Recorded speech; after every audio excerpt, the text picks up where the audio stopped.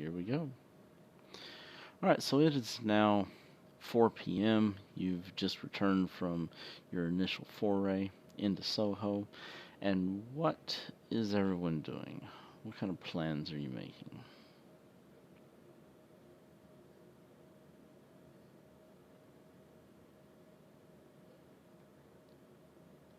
All right, Barney is just keeping a general watch out for familiar faces.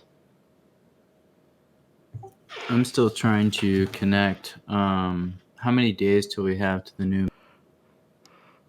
Let's see. It is the 18th, and the new moon is going to be on the evening of the 23rd. So you've got Okay. 5 days. All right, cool. I'm gonna spend this time drafting some telegraphs to the FBI Special Division Unit to kind of just catch them up on what's going on. Okay, when you say spend this time, are you talking about just during your downtime during the 5 days, or are you talking about when you get back to the hotel, you're going to immediately get to work on drafting some telegrams? Probably the next day. I'm sure we're all tired, so that first night I'm gonna get some rest. Okay. So that is actually kind of what we had you doing in the background last session because you were um, gone for a portion of the session when we kind of had you in the shadows. That's kind of what we assumed you would be doing is writing Perfect. letters, doing reports, sending some telegrams, that sort of stuff. So you've already kind of been working on that for the last day or so. All right, that worked.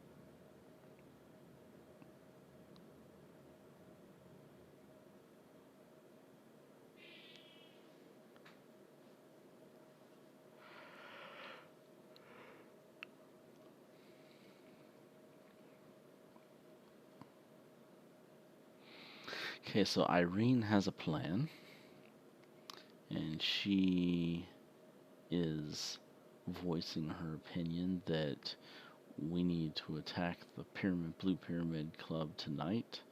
Um, Strong words in attacking, but at least maybe a more involved search of the area, perhaps a little breaking and entering. And she says that because you guys were made, you were identified, that you've got to get on with it. Don't want to let too much time pass by, and then you better kind of be watching your backs so they don't find out where you guys are at.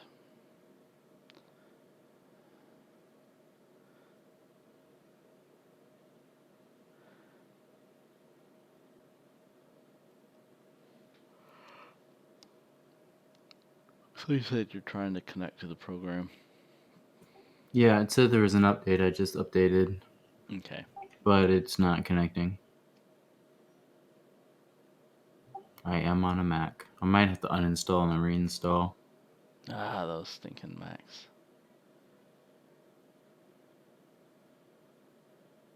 Yeah, I'll just uninstall and reinstall the fresh. Okay.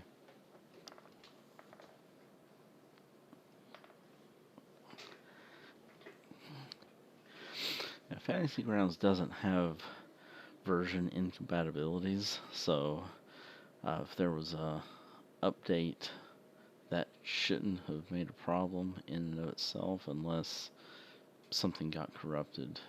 And I think when I originally installed it, I did a wine bottle because they didn't have Mac, so there could be something with that. uh,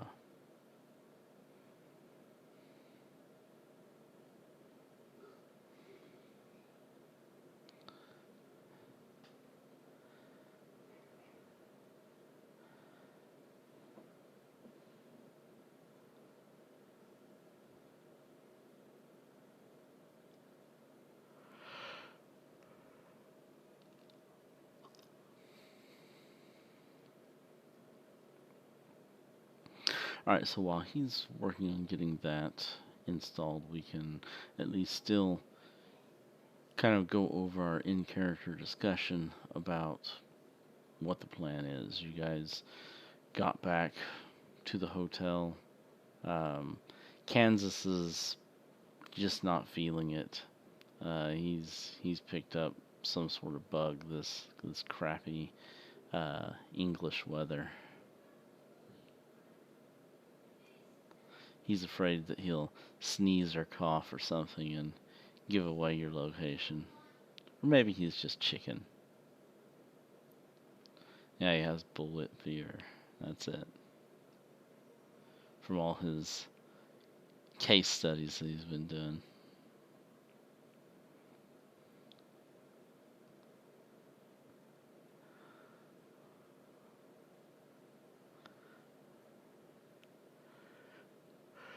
So it's looking like it's going to be up to Barney and Charles and Irene to do whatever needs to be done. Charles murder Jackson.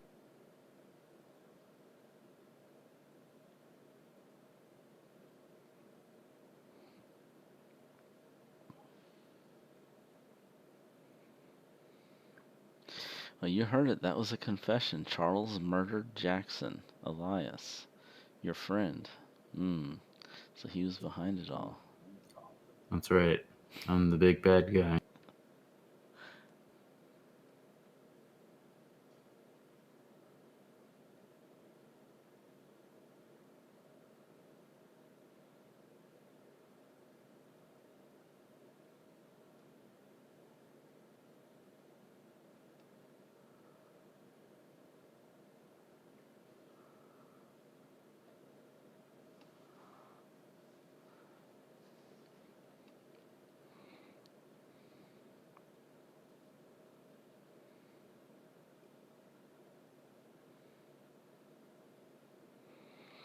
Are you guys doing any kind of check up on the townhouse or anything like that? Or are you going to chance going back there, seeing if there's any activity around the townhouse, or are you going to steer clear from it?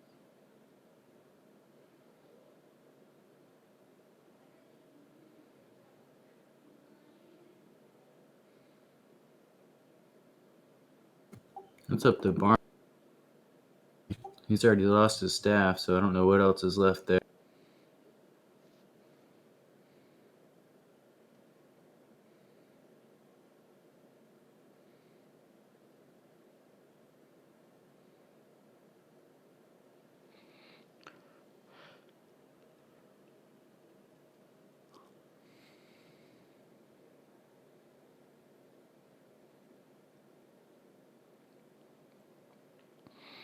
Now, one thing to keep in mind about resources, about Irene's people and Charlie's people, and these organizations and resources that you have, is that there are limitations to those, and so theoretically you could say, oh, this is a piece of cake because we have all of MI6 behind us and they can just kick everyone's asses.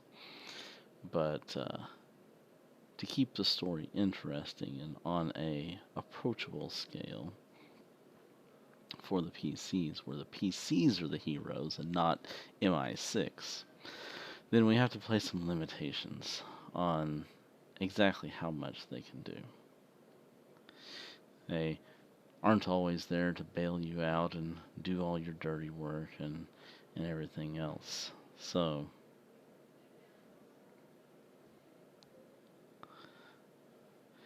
narratively, the best way to approach that is that there's limited resources available. Um, they've got much more important real threats, not this hocus pocus mumbo jumbo uh, theoretical stuff that Irene has, talking about weird giant dinosaur birds and uh, evil cultists and I don't know how theoretical it is. We brought a head back. Oh, you know how those taxidermists are. They can make up anything.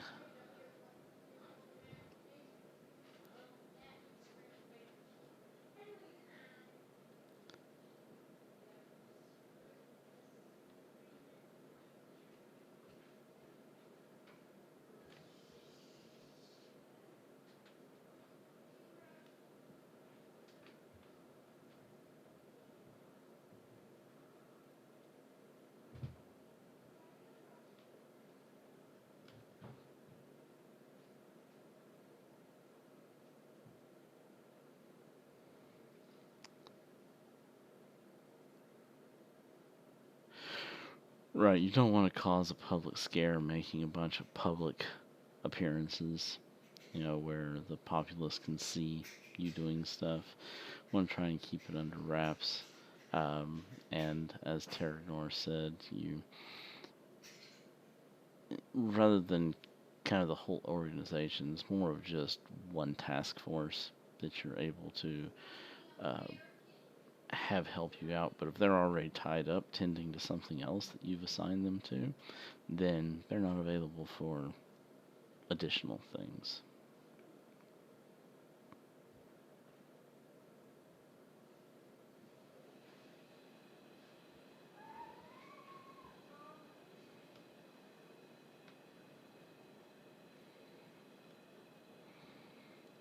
And just because they're not supposed to doesn't mean that they don't. So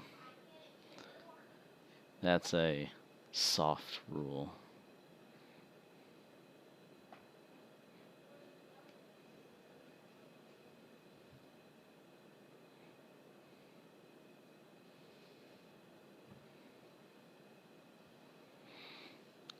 Alright, so the end result is that you don't really have a whole lot of resources to go throwing out at stuff. Now, uh, if you wanted to spend some money and hire, uh, you know, private, uh, individuals to feed information to you or something like that, then that would be a monetary benefit, basically a temporary acquisition of a ally. Could we see if Irene's team has any more toys, like any more of the good bullets or any kind of explosive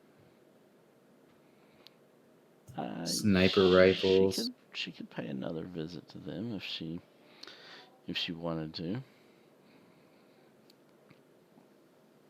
If you want to take the time to do that.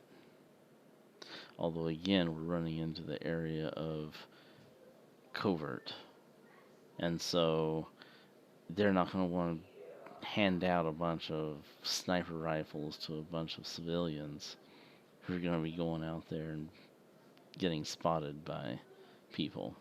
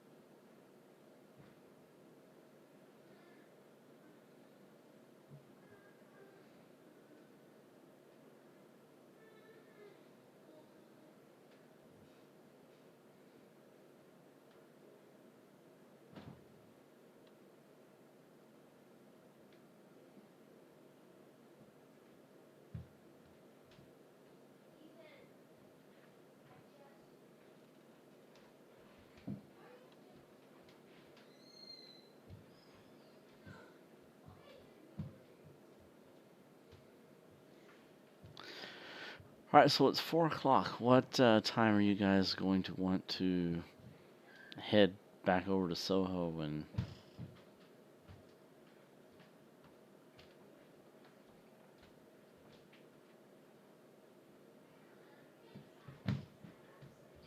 you would not be able to silence your elephant gun. That is for darn sure. The only things that you'd be able to suppress would be like a 22 caliber, small caliber rifle. Um, Nothing with any kind of high power. You cannot suppress a high power cartridge that it has to be below a certain velocity.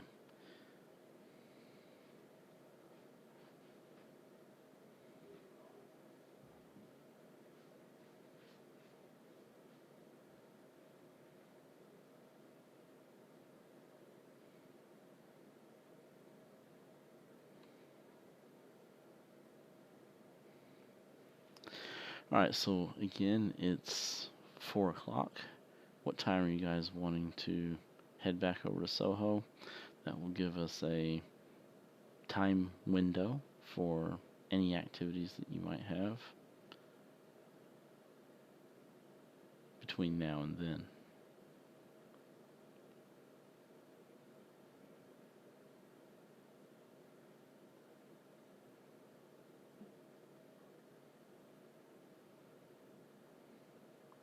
True, since Kansas is not going, you could simply take his.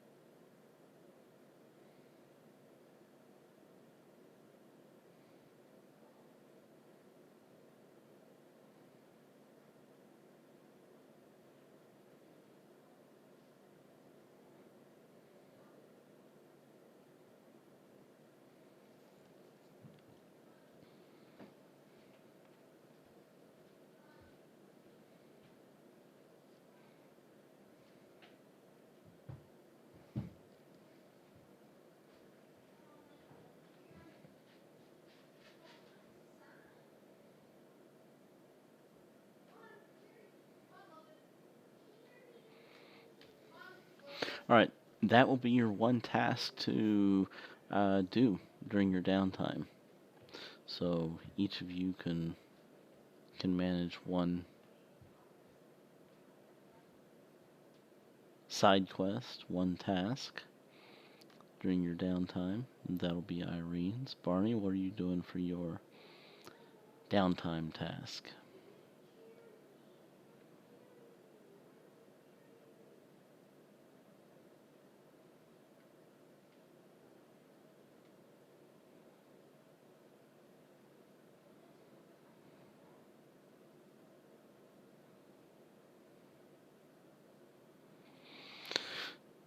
So, Bryce, if you're listening in, Irene is planning on going to her headquarters and checking on some equipment during the window between now and midnight. Irene wants she's going to check on her. Just check on equipment, see what kind of things Okay. she might be able to get, what kind of news, just general bureau stuff. Irene, why don't you see if they've got any med kits or something? We could get busted up pretty good running into this head on. Or even better, if they want to send a doctor. Okay. Now, if you remember, you sent Jared up to the north, and how exactly are you going to check up on him?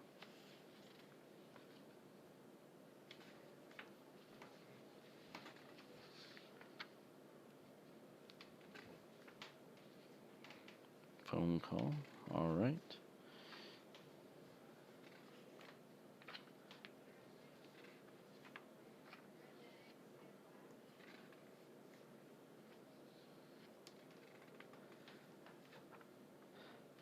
So give me a luck roll to see if he's home or see if you can get a hold of him.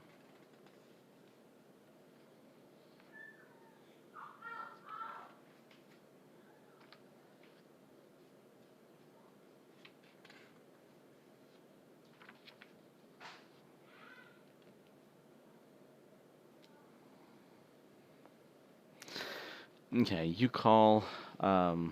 Where did you call? The hotel that's there in the little town, or you? Uh, what particular place are you trying to reach him?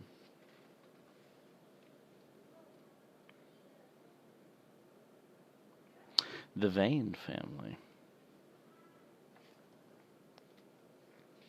There was some discussion about him going up there and visiting them.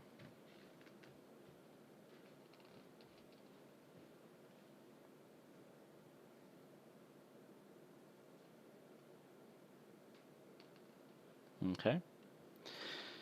So you call the estate, and the butler picks up the phone.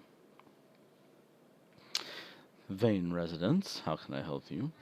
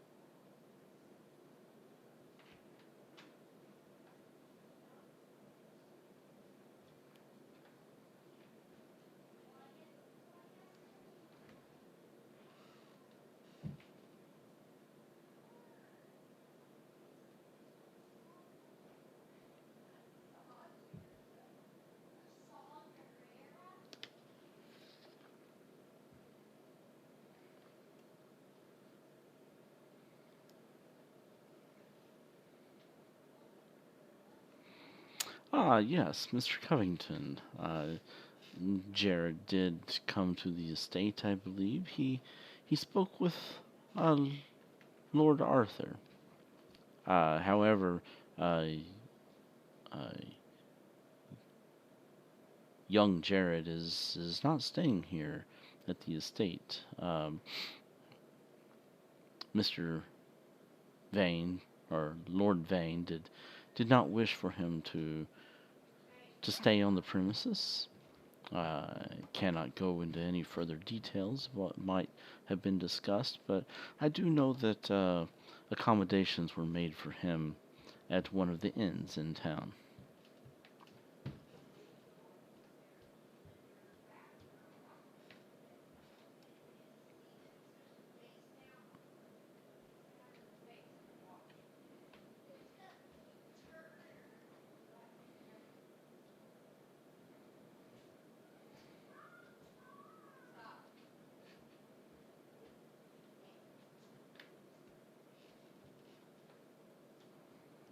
Yes, give me one moment, please. You can hear the phone being set down, some papers, the drawer being opened, some papers ruffling, kind of like maybe someone flipping through a book. And the phone picks back up again, and um, he continues to tell you the name and number of the inn where Jared is staying.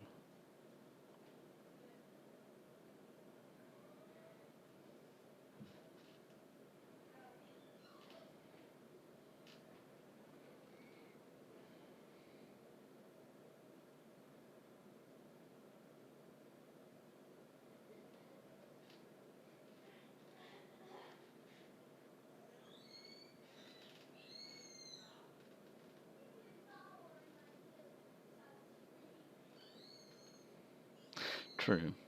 Could potentially do that.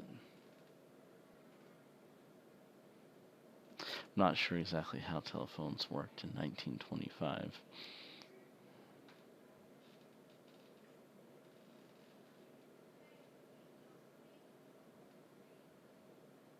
Other than that they did go through a switchboard operator.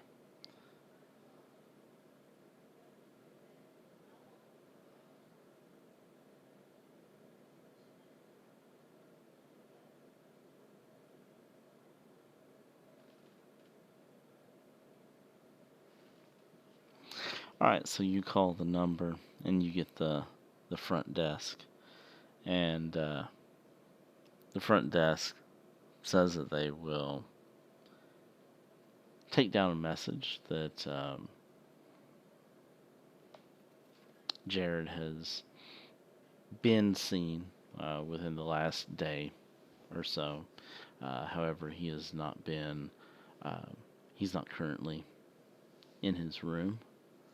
He had left um, the inn earlier today, and they have not seen him come back. But they will certainly take a message and leave it for him upon his return.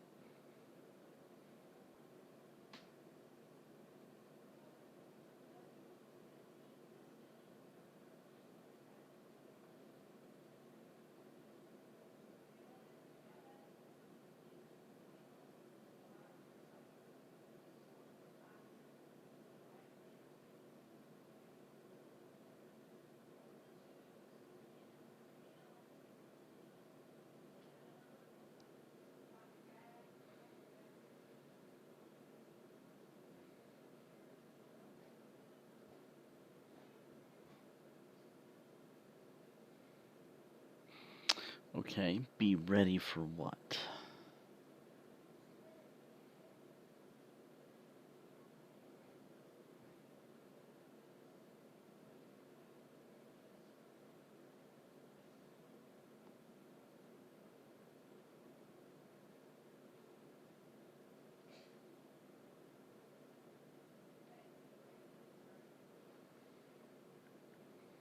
Alright, are you leaving your name and number so he can call you back?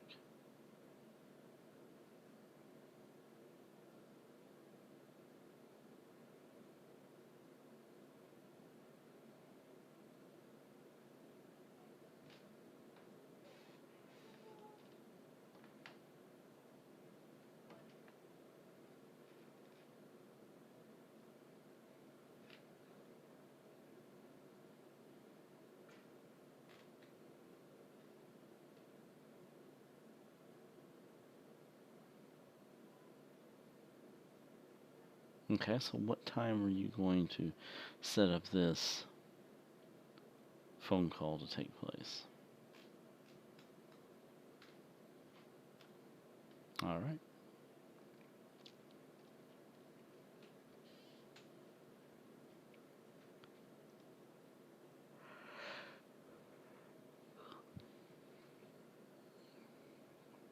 Round 10. Late riser.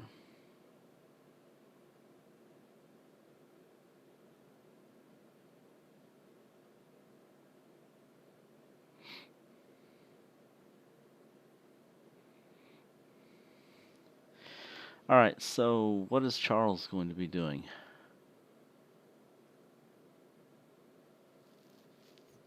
How's Irene looking? Does she look like she's healed at all? Well, Irene left. She left to go tend to other things, but she is still looking fairly beat up. She has all kinds of bruises and laceration across her head and everything else. She's healing slowly but surely. She's stable and can operate. She just wouldn't be able to take too much of a beating, or it could be detrimental to her.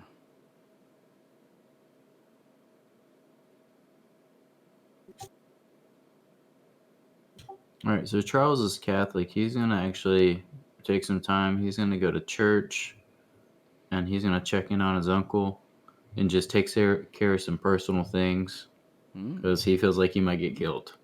Gonna go to some Wednesday mass, are you? That he is.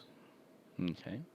It is Wednesday, so gonna head down to the local church, whichever one happens to be closest. Is that it? Or are you going to? Yep. Yep. He's gonna go in and he's gonna confess his sins and be a good Catholic murderer. Okay. And how in depth are you getting with those?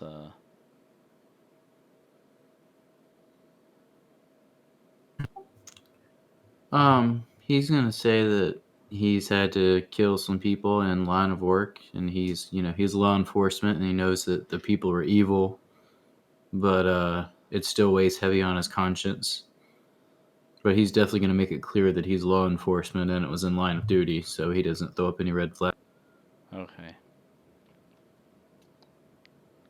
Yeah, it's not like there's a slew of Catholic churches, but I'm sure he'd probably be able to find a Catholic church.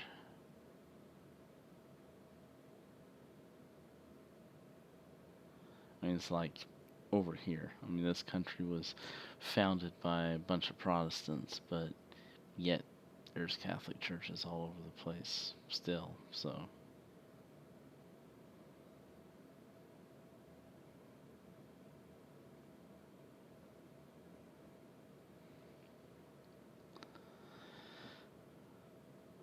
all right. So that is what Charles is doing. Kansas is just puking in a bucket or whatever uh, for the rest of the time here. All right, Irene, you are going to head to your organization, and you're going to see if they. Yeah, his hat. Puking into his hat. I think he's already had his hat puked in, though, whenever you guys were at the Blue Pyramid.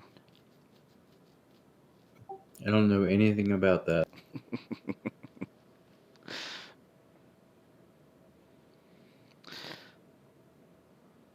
So, Irene, you check in with your organization and just getting a general update on things. They tell you that the carcass that you brought in, the head, is most interesting indeed. Um, kind of want to know some more information about it. Unfortunately, you weren't there, and you really don't have that information to give them.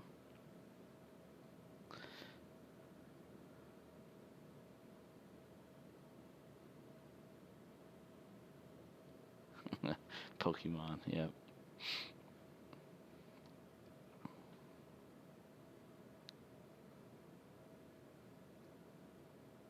Yeah, not too much.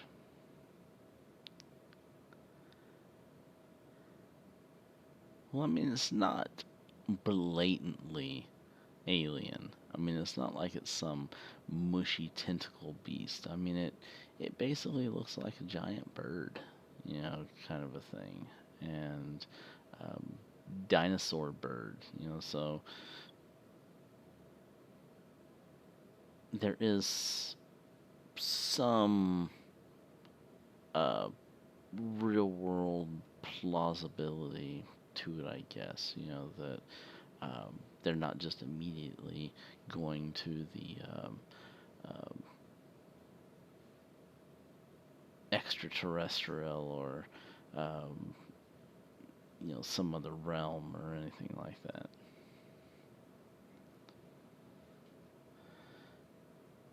In fact, they're probably thinking more along the lines of maybe time travel. Maybe somehow this creature was able to come back from the past, and someone was able to open up time portals or something of that nature. That's kind of where their train of thought is going.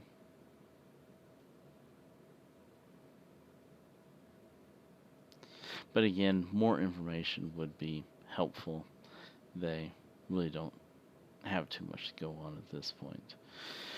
You give the meager um, updates that you have, which is a little disappointing. You can tell on their faces. But to more important things, you came here to get some hardware. So give me a luck roll. You guys will notice I love these luck rolls.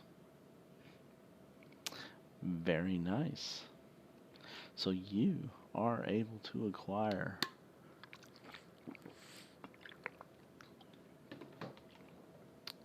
a suppressed pistol,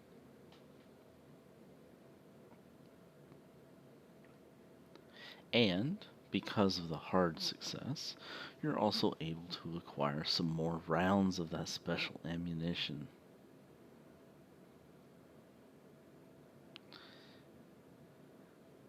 Give me a roll of 2d6. 5 rounds of special ammo.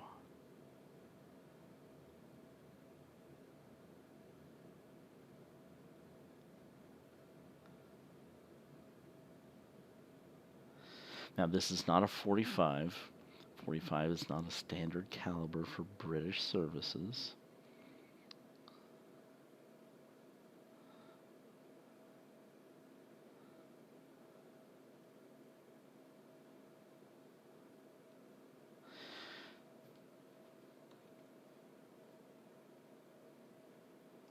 I would say probably a 9mm would be the largest, if a 9mm is available in 1925. So, if it is not, then you'll be relegated to the standard 9mm.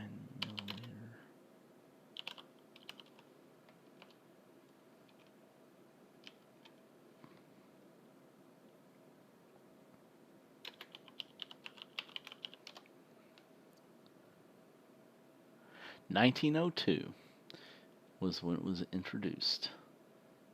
The 9x19mm Parabellum.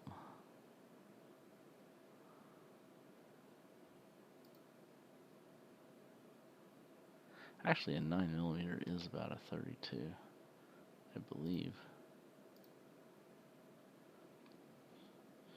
9mm, 2 inches. It's a 35.35.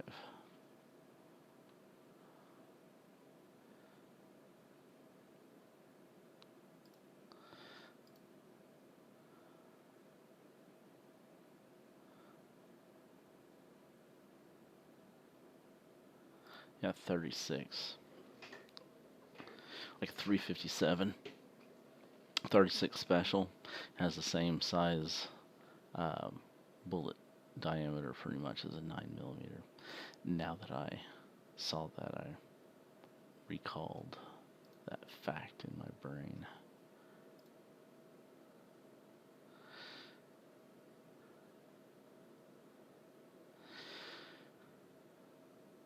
Alright, so let's look in our equipment and see if we have a 9mm.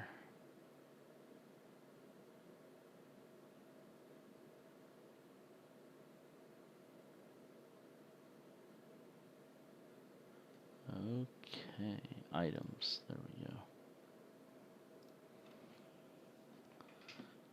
9mm.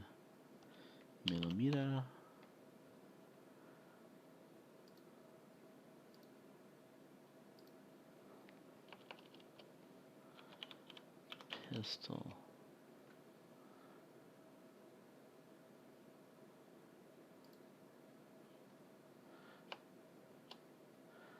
Okay, well, it's not in the items chart. So let's look someplace else. Firearms table.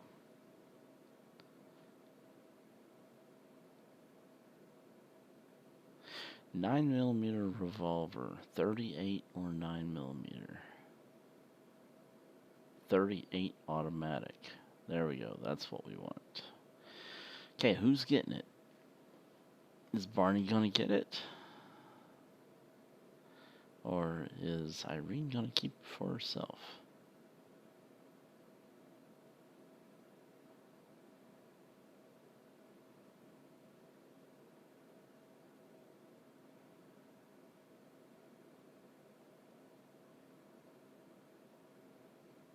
They do not do the same amount of damage. 32 automatic does 1d8, and a 38 automatic does 1d10.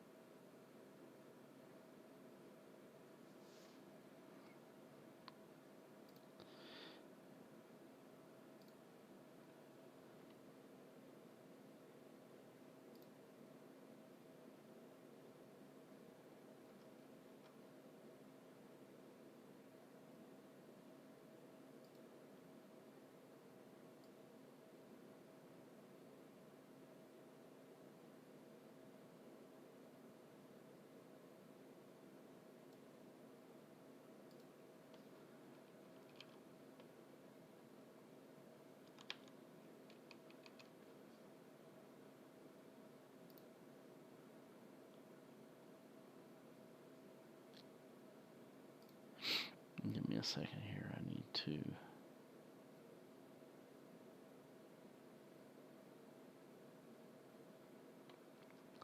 make a couple corrections. It looks like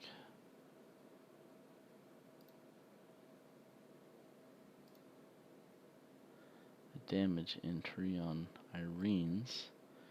That's probably why it wasn't rolling damage correctly, because it said 1d8. It was 1 and 8.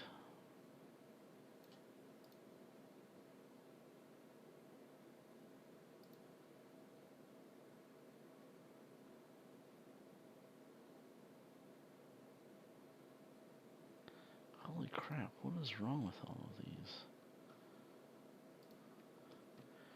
1d, comma, cap 8? That is wrong.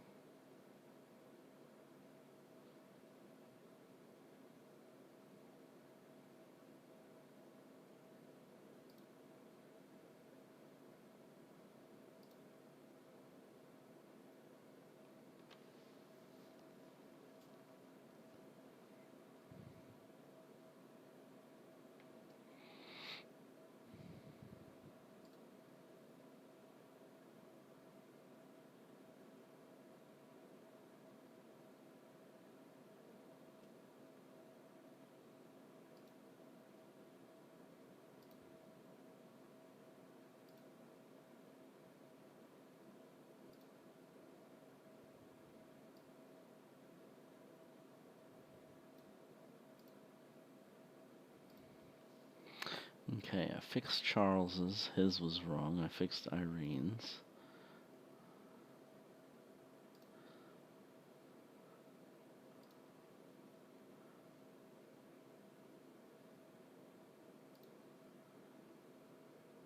Barney's 38 is correct with a 1d10.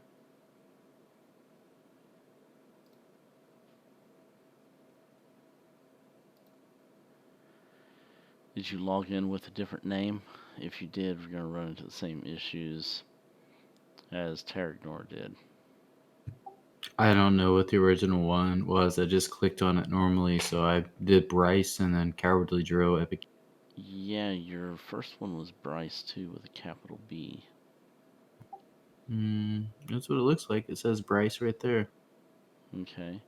And whenever you click on the characters tab, you do not see your token to be able to select. So I don't see all the windows like other people do, probably because I'm on a Mac.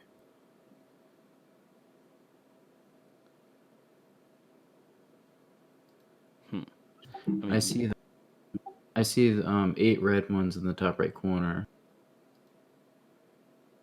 One of which is party sheet. okay, you don't see the other ones that are white over on the right hand side. I do not. That was an issue before. Okay, so do you see down at the bottom right hand side, do you see library? I do not. Okay. I Yeah. have a settings button. Let's see here. Languages setup. Let me try setup. All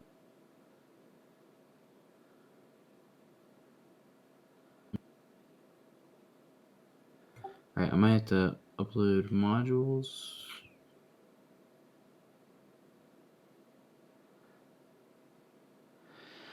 So what you want to do is you want to be able to go to your library so that you can select those items that you can see over on your sidebar.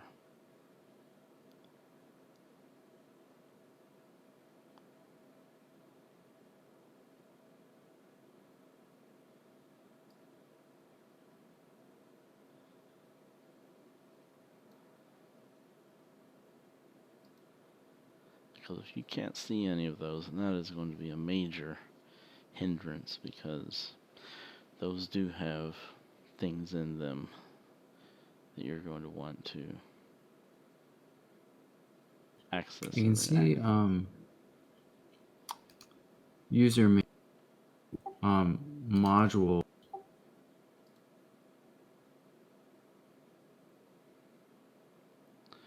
So let's try one other thing. Click on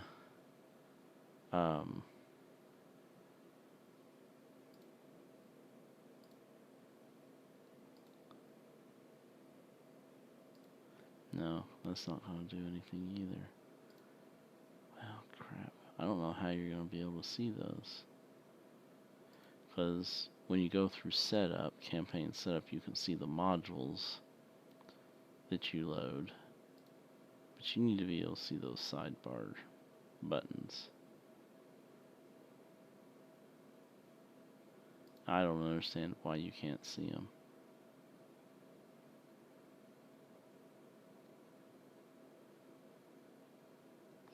So that is like a critical function that, You can't manually assign them. well, you need to be able to see the library in order to click on the option to have those show up. Because whenever you click on the library, then it brings up a window screen where you can see all of the various different sidebar buttons that you can enable.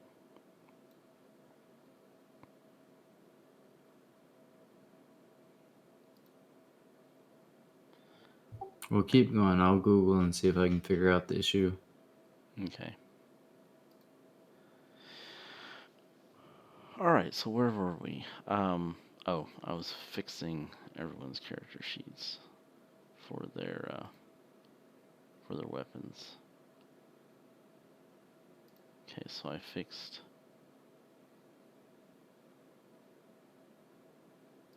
Barney's. Kansas. He's the last one that I need to look at.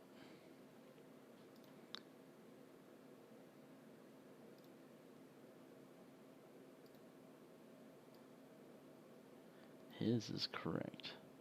Has not been fiddled with.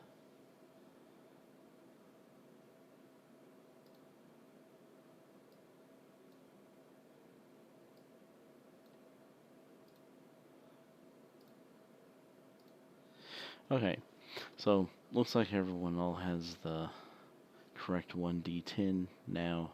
Whenever you roll your damage on your pistols, you can go ahead and go in and do a test roll of damage on your pistol. I know Barney did his and it rolled d10 properly. I'll check Charles's here.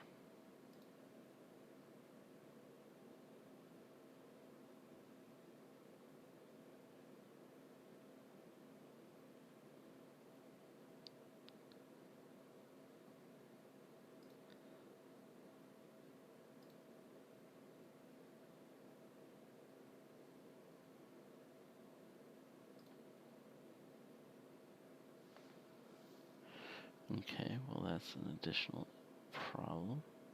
It's not showing up. Oh, there we go.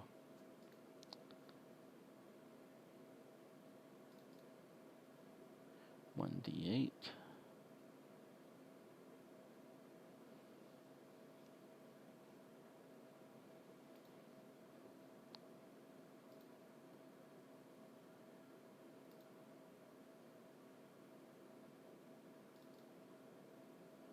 One d8.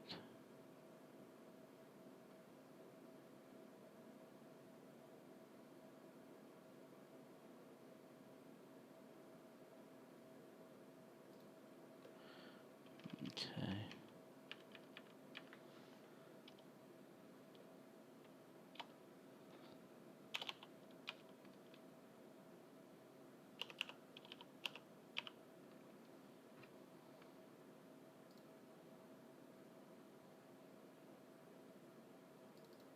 Not sure what that 5 out of 8 was on Irene's pistol name.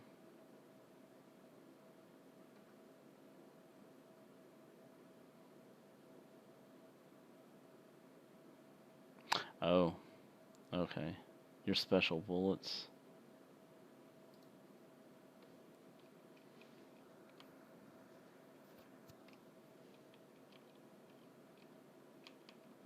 Hey G, I can buy a license if that'll help. Do you have the standard or ultimate? I have ultimate, so no one has to have a license whenever they connect to me. And there's no need for you to have to buy a license. I mean, Fantasy Grounds is going to work the same whether it's the demo or whether or not you buy the standard version. The interface, the program is exactly the same. It's the only thing that makes a difference is the limitations in whether or not you can run a game or if you can connect to a game. You know, the networking components. That's really the only thing that makes a difference between standard, ultimate, and the demo. So buying the standard version is not going to fix any kind of interface issues that you have. I'm not sure where those are coming from. I don't have a Mac. I don't have any experience with Macs, so I don't know. Do you have a web icon on the bottom left of your screen that says share? A web icon in the bottom That's left? what one of the form. That's what one of the forms said. No, I do not have anything like that. Um, Here, I'll take a screen capture and I'll show you what my screen looks like.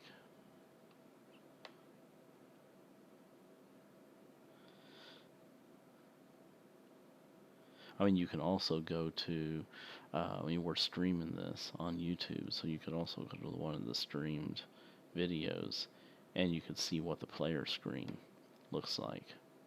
So Okay, I'm gonna try to reconnect. that'd actually probably be the best for you because you'd be able to see what the player screen looks like on the windows. And so let me give you the link to that.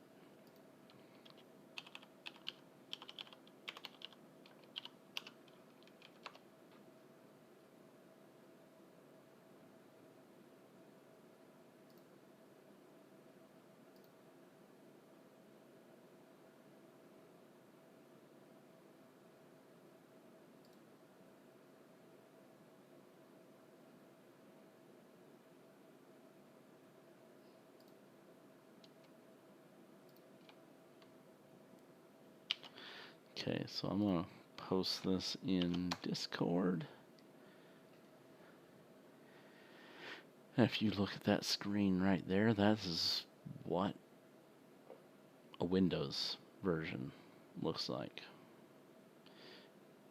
And so you'll see that down in the bottom right hand corner you have, or Yeah, I really, don't have any of the white at all, and I'm also soon to be missing a red one. so all of those white icons along the side, those are all what's referred to as your sidebar buttons. And so all those sidebar buttons all open up a bunch of different menus of things that you can look at. And of course, the most important one is the characters menu, where you can select your character icon.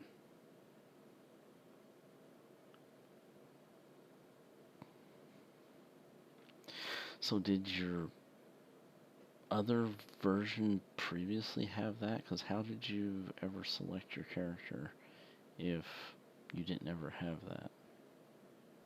It showed on pop up. Oh, it popped up a screen when you connected. Okay. Well, what I can do then is I can just unassign your token. So let me remove the ownership of your token. Okay. Your token no longer has an owner. So now whenever you disconnect and you reconnect, it should pop up and it should show that unowned token for you to claim. Okay, I'm doing an update. But that still sucks that you don't have the sidebar buttons, because that's where everyone is all keeping their notes. There's a sidebar button there that says notes, and that's where everyone's all keeping their investigation notes at. Okay, well, I'm gonna try to do an update. Maybe that'll fix it. Okay.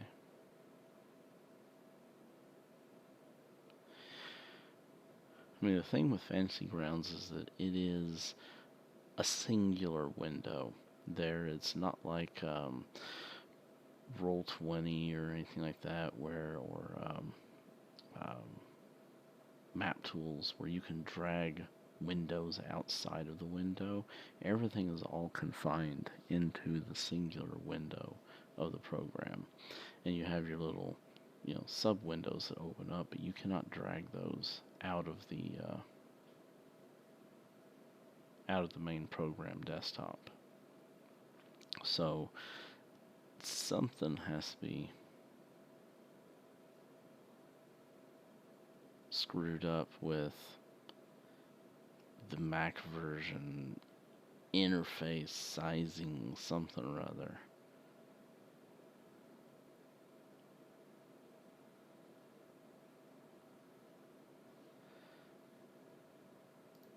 Let me check one thing here. I'm wondering if you have your screen scaled wrong. Scale UI 150. Okay, that might be part of it. No? Because those sidebar buttons still show up. Scale UI 80. Oops.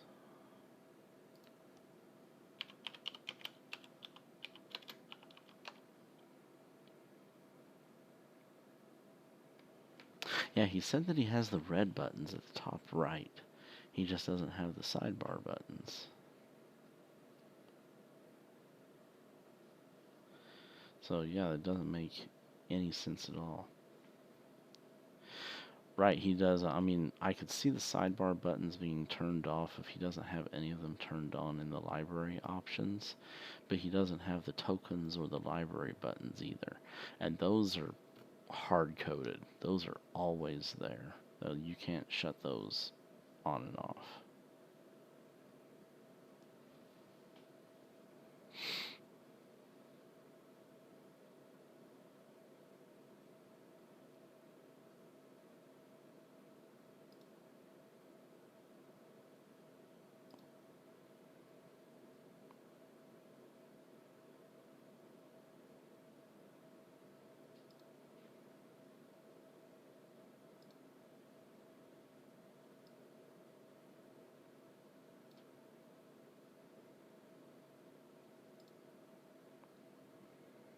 Well, he should at least be able to take ownership of his token. If he's not able to see the notes section on the side and he's not making any notes, then at least we don't have to worry about it screwing up ownership of his journal or anything.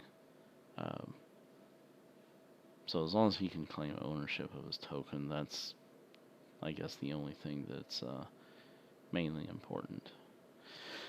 And what I suggest to you, Bryce, is to get rid of those piece of crap Macs and get yourself a real computer like a PC.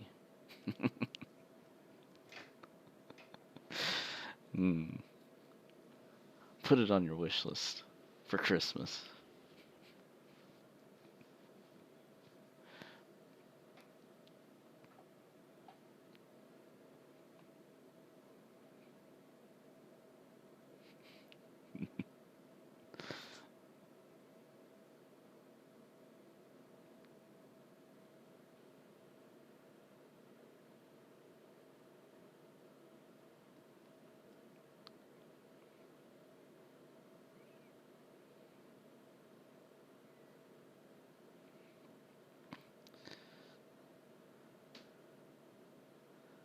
Well, you should use that. Just plug in your headphones.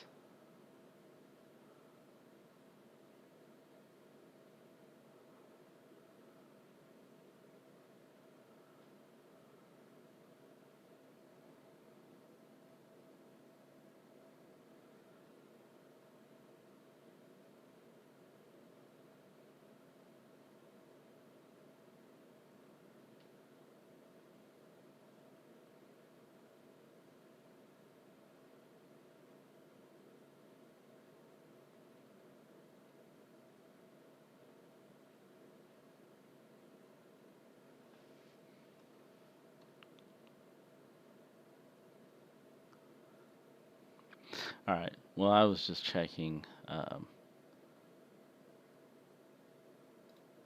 the weapon rolls anyway, because people had their damage entry all screwed up in their pistols, and so that's why none of them were rolling damage properly whenever we were using them a while back.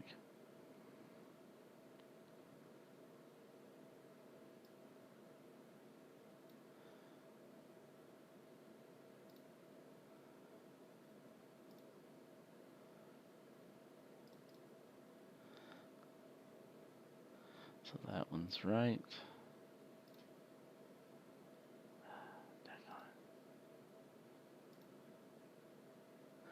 Irene.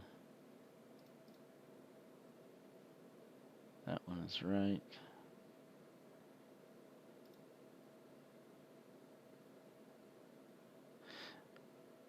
Yeah, I was thinking they said that was last night, but maybe it's tonight. It's the winter moon.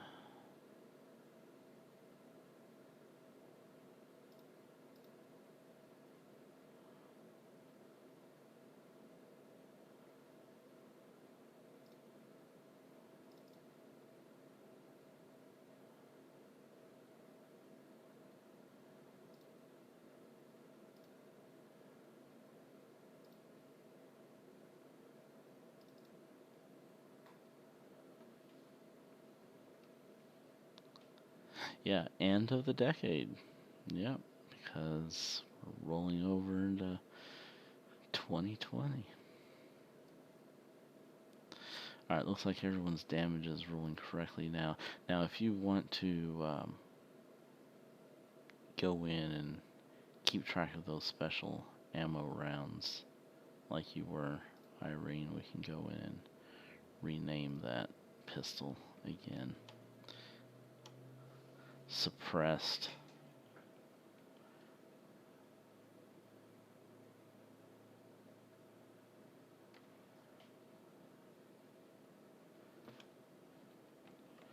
And 8 out of 8. There we go.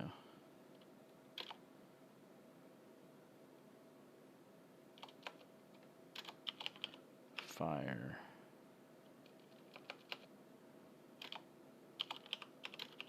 Rounds.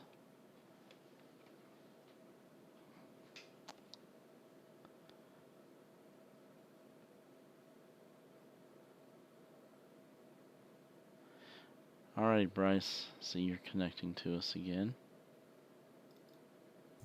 Yeah, Anna did an update that unpacked all the modules, so we'll see if that did anything for the library. Okay. Alright, so there now you have 8 out of 8 fire rounds on your pistol.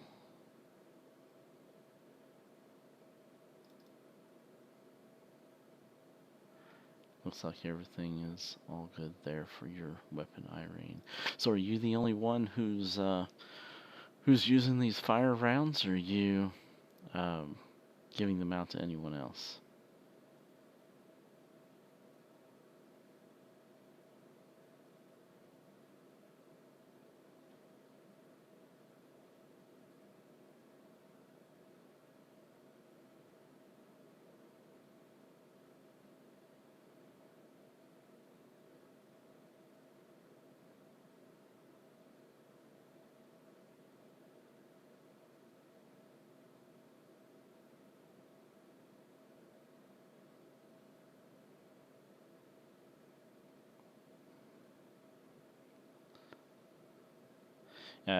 Barney put it on a sheet.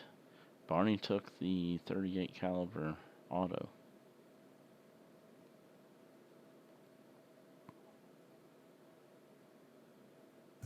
Okay, unpacking the modules did the trick. I've got the buttons now. Alright, great. Were you able to get your character sheet? Oh, yeah, I see you there. Charles is claimed. Okay, good. Looks like we're in business.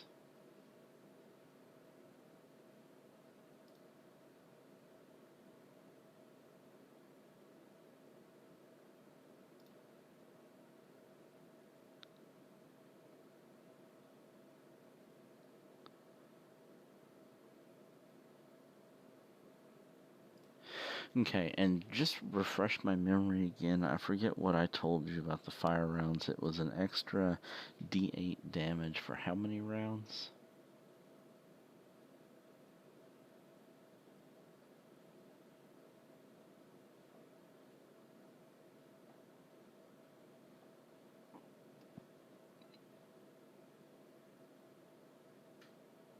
Okay, for 5 turns.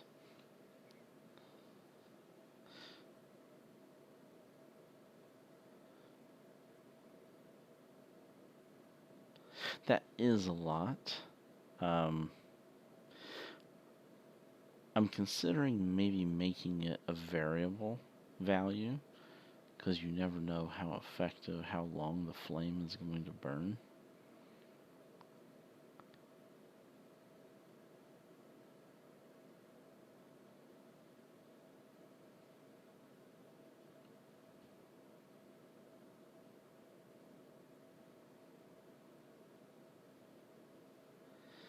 Yeah, they are fairly rare. Obviously, you only have so many of them.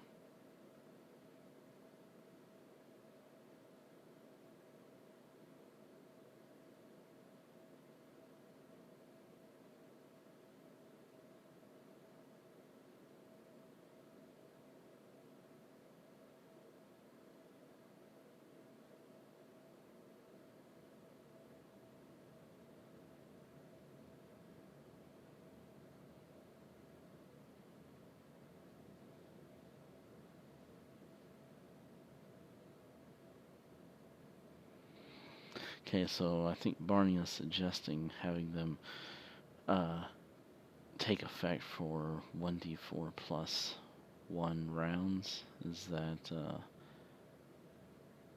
what everyone else concedes to as far as being a good variable number? Sounds fair.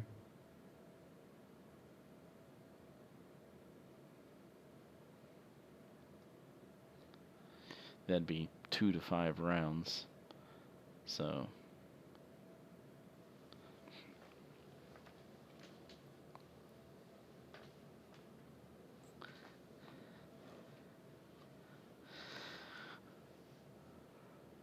all right. So, anyway, back to the story. Where did we leave off? Okay, Irene got her stuff. She heads back to the hotel. That uh, pretty much summarizes everything that you guys can do. Yeah, true enough. If it lives for that long, it probably has massacred someone. Maybe a couple people.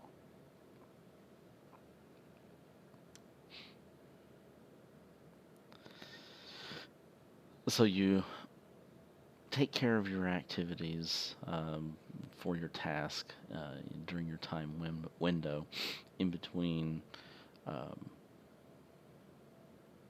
arriving back at the hotel and preparing for your midnight raid. So we'll fast forward the clock. Now that Bryce is connected, and looks like we can move forward full steam ahead. All right, it is now midnight. And you guys are traveling back into Soho, is that correct?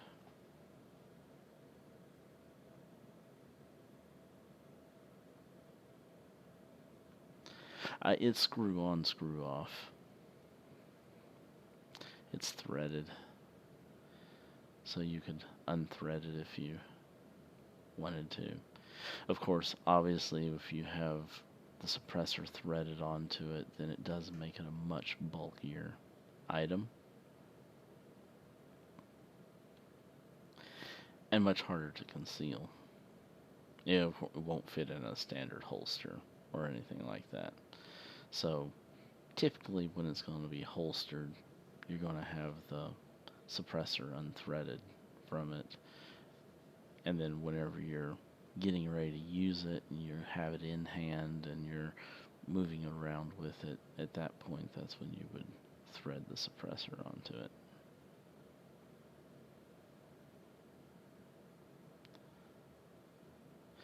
There's not going to be any quick draw suppressed uh, shots from a holstered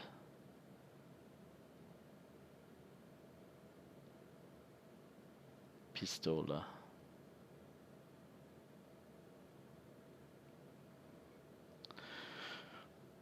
Alright, you guys head back to Soho, and what is your approach going to be?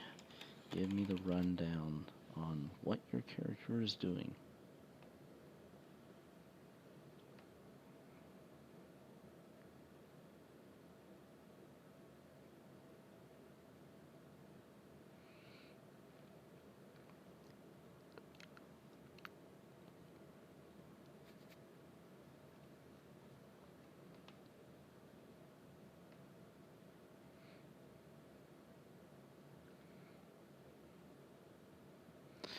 Irene is still sleeping, I guess, because she has some Z's coming off of her.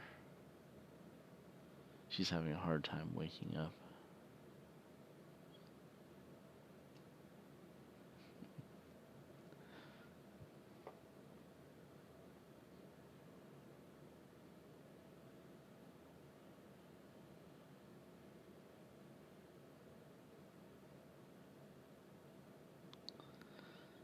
Okay, are you driving the farm truck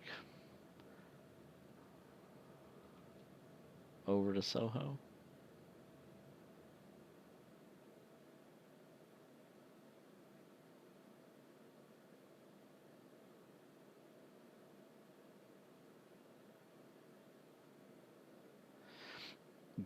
You don't know if anyone saw the farm truck or not.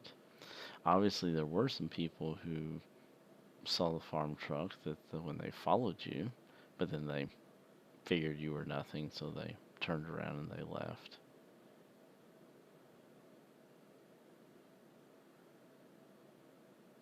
No, you guys were not driving the truck. You took the train.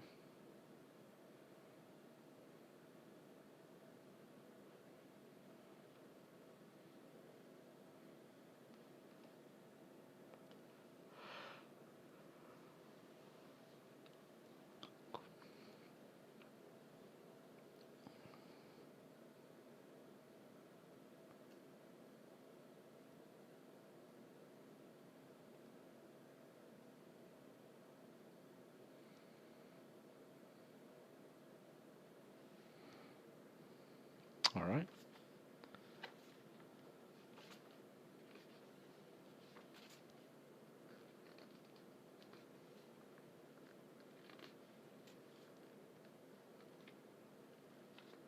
So you're driving the farm truck. You park it a few blocks away.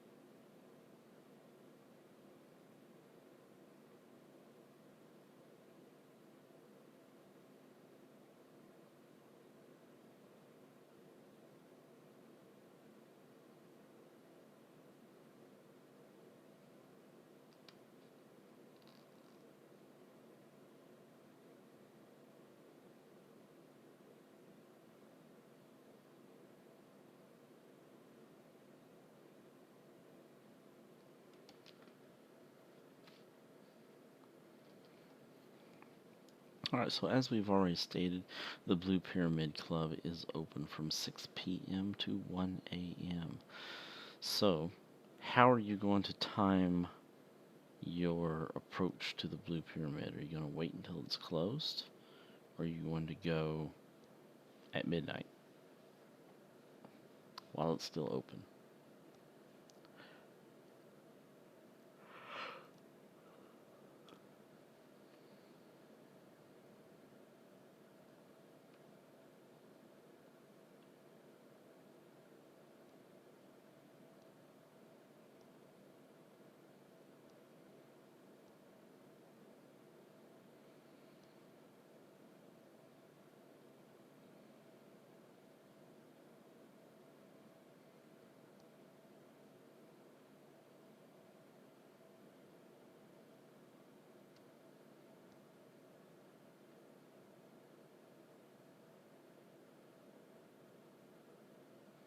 The hours of the club are 6 p.m. to 1 a.m. every night of the week.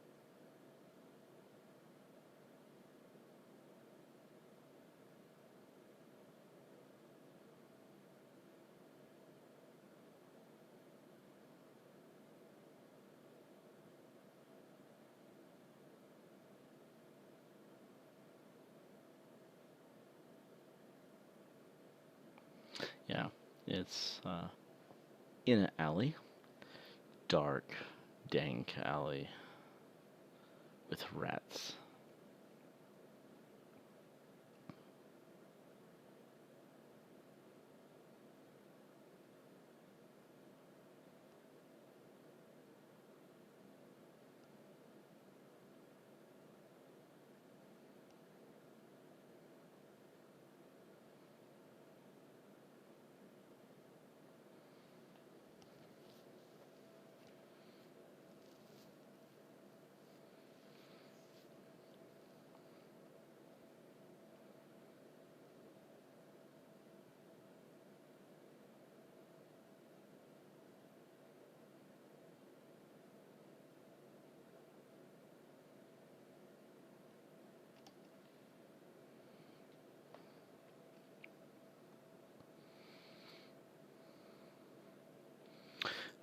All of this discussion is taking place as you're on your way driving from the hotel over to the Soho district.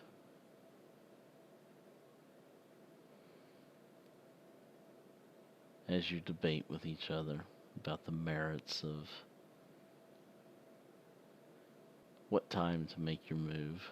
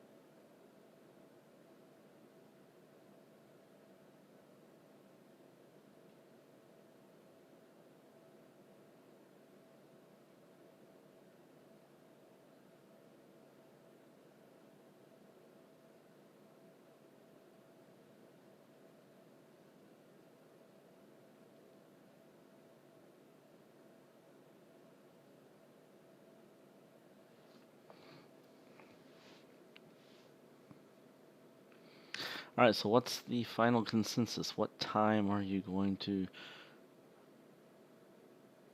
approach the club?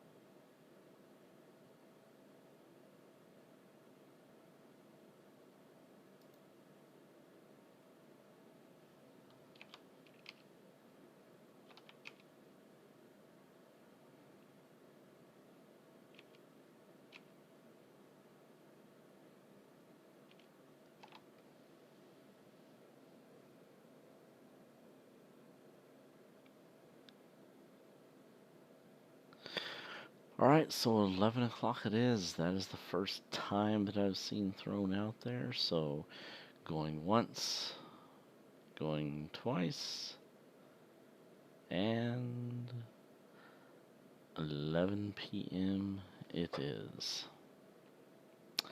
You arrive in Soho at 11 p.m. Park the truck, make your way over to the club, getting there just a few minutes after 11, and you see, can hear the club in full effect. You hear very muffled sounds of the music playing from out on the streets. There's traffic, there's people mulling about and going in and out of the front doors as they uh, enter and exit the front entrance going up to the club. Are you guys staking the place out silently, trying to stay hidden, or are you going to go up there and just make a scene?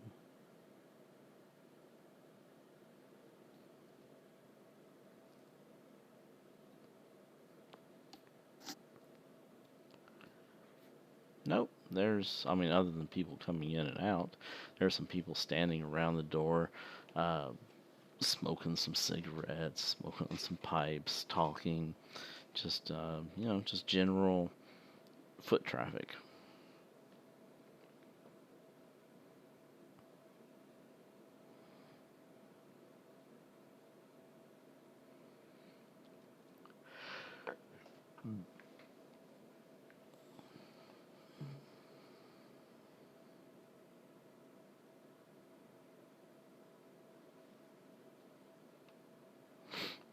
You can't see it from out on the main street. You'd have to go down the alley.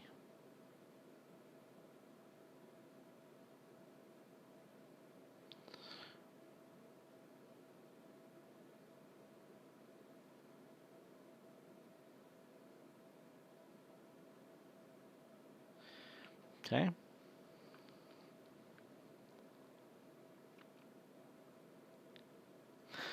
Everyone give me a stealth roll.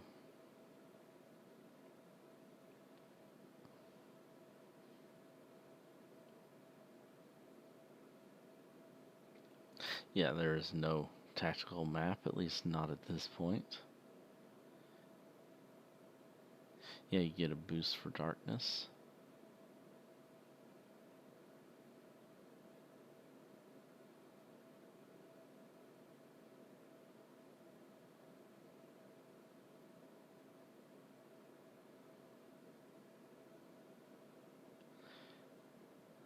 Charles gets 2 boosts because of his talent that he has.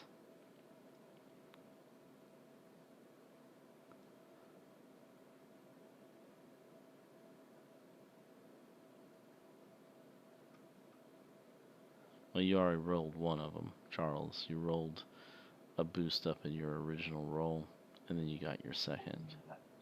Yeah. Yep, my bad.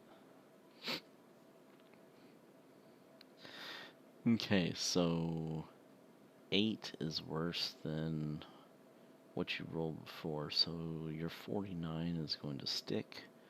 Irene got a 37, and Barney got a 31. Alright, let's see what we got here.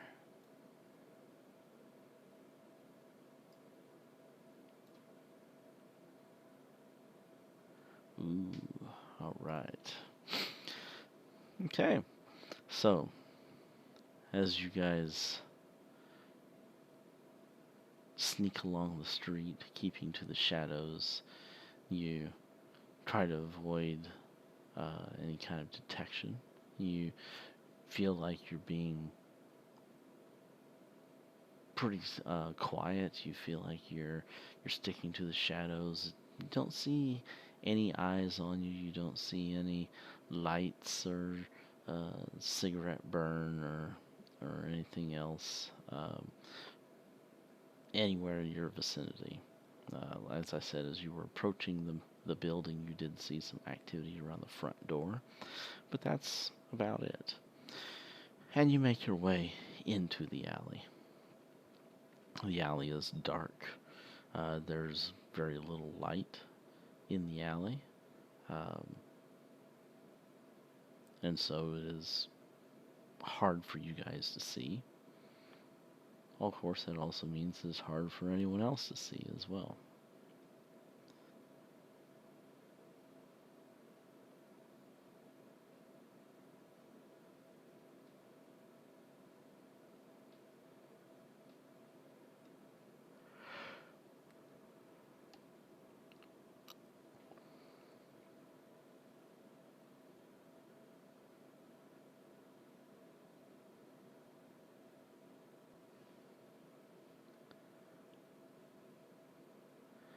And so, what are you doing at this point? Going straight to the back door?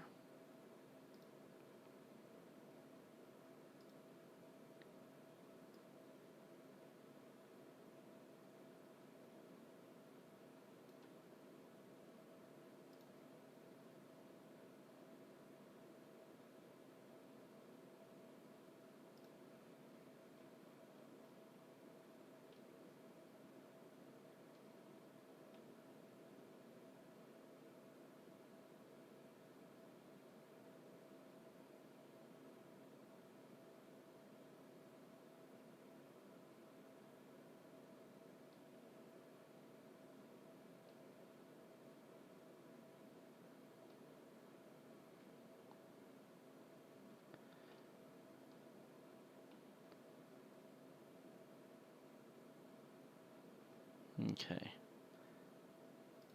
Give me just a second here.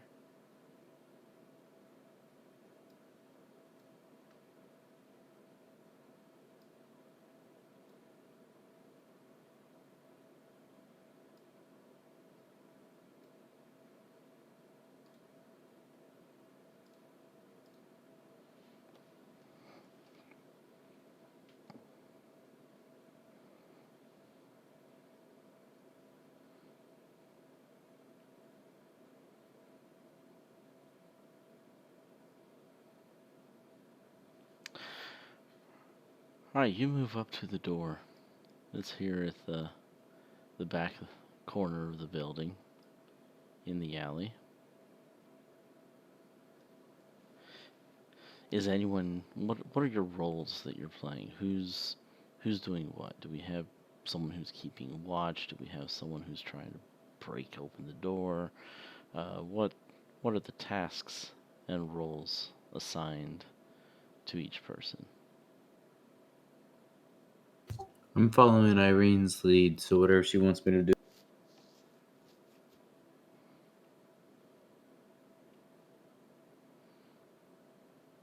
Okay. Which direction did you approach the alley? Did you approach from the west side where you had to travel down the full length of the alley? Or did you approach from the east side where you were just pretty much right there close to the door?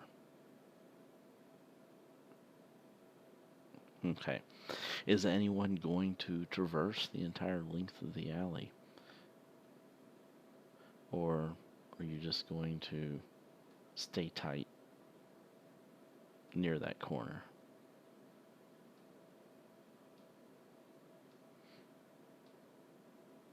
The club encompasses the entire top floor. The main entrance is right here on the southwest corner.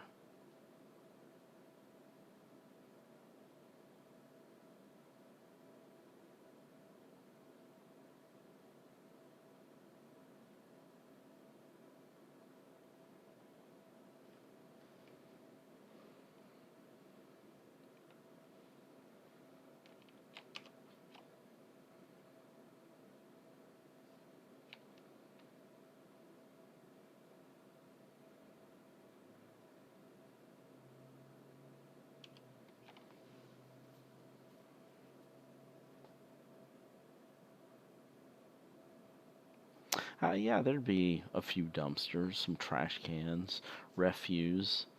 I mean, this is not. I mean, it's a clubbing area. I mean, it's kind of like a happening area of town, but it's not like an upscale area. So there is, some refuse and trash cans and bags and all kinds of stuff in the hall. I mean, in the alley.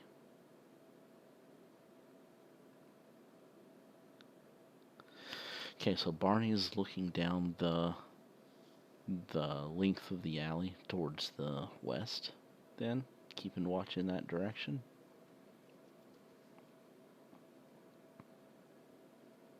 Okay. Charles, you keeping watch in the other direction, or what are you doing? Yeah, that'll work. I was just gonna let Irene called the shot. Okay. All right, so I want you guys to both give me some spot hidden rolls.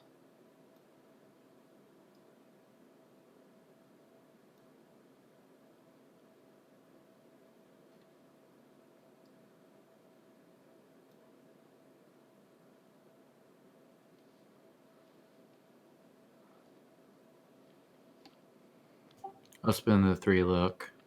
Okay. All right.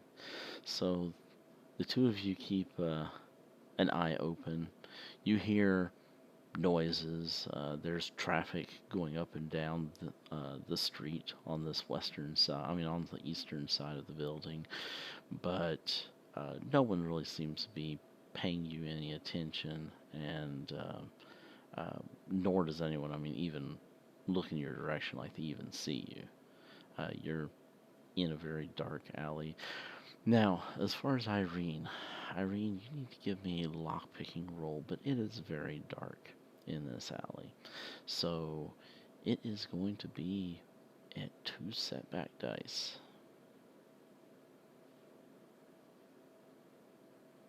Okay, you are going to use a flashlight.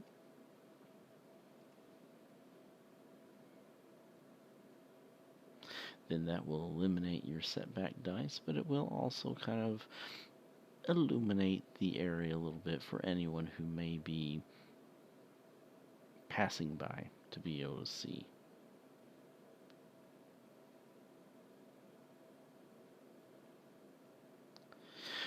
If Kansas does arrive, then he will come on his own volition.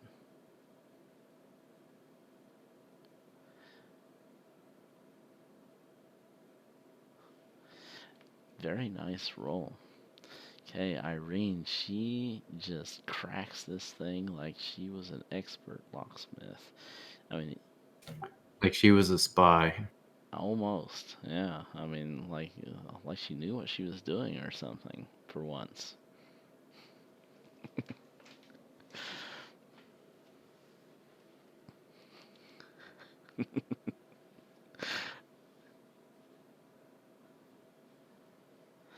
I will let you pick because it was an extreme success. This is not a super heavy duty lock.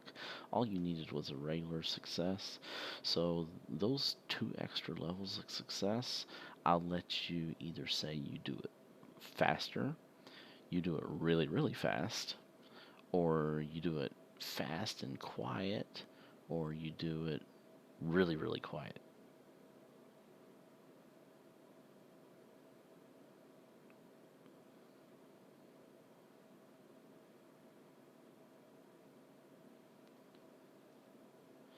Or anything else that you um, might think of. The fast and the quiet are two things that kind of happen to come to mind.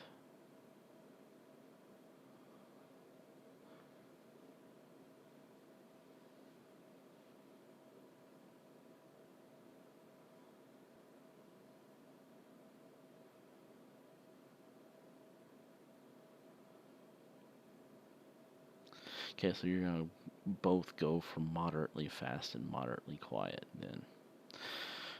All right, the lock on the door clicks and the door pushes open.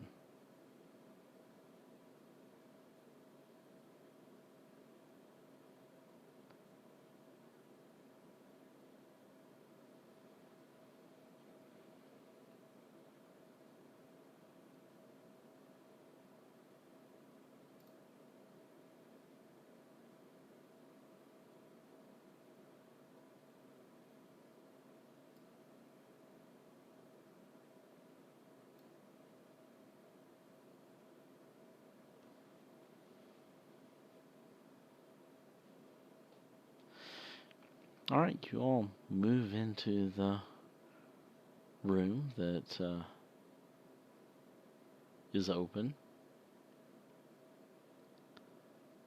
Once access is gained,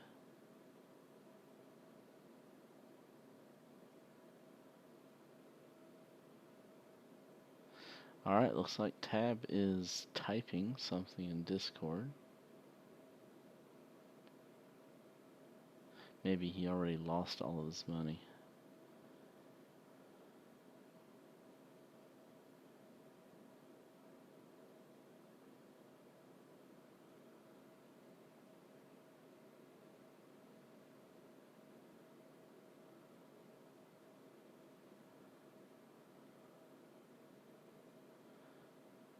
That'll teach him. Maybe he should decide that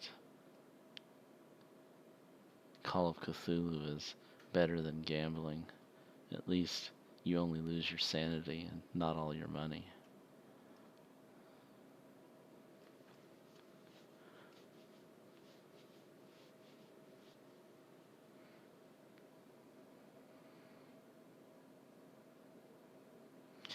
If you guys want to take a 10-minute break, then that's fine, but let's finish up this scene right here real quick. I want to wrap up this little mini scene. So you guys move in from the alley and into the building. Everyone following Barney in.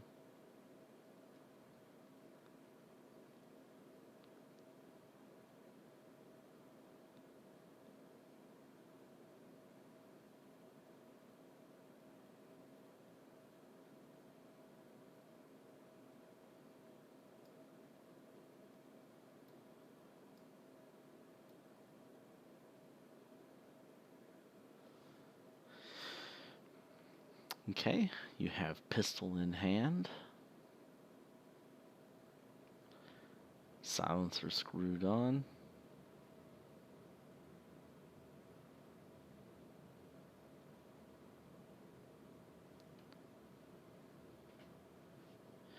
And since Kansas is saying, or Tavris is saying that Kansas is here and he'll be here in just a moment, I'm going to go ahead and just kind of throw Kansas in at the tail end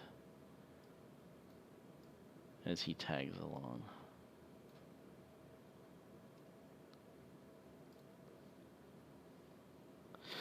Okay, as you enter into this building, it is pitch black.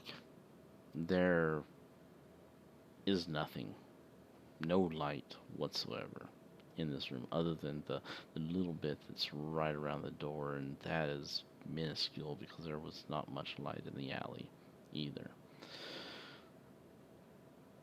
Now, Irene does have her flashlight, so assuming that she still has it out and that she's willing to just flash it.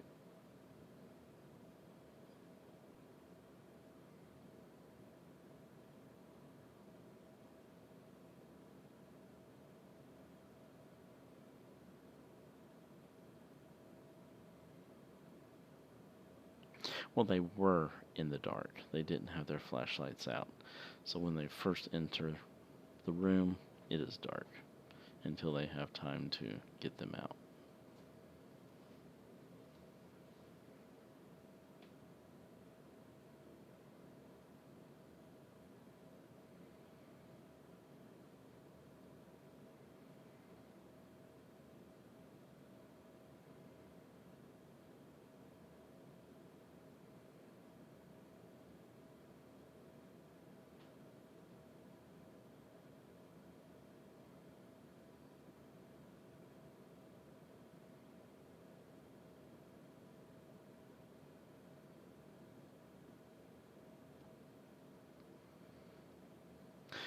Okay, you enter what looks to be like a large room. Probably like, I don't know, roughly 50 foot by 30 foot, something of that nature. It's just a big room, completely empty, blank.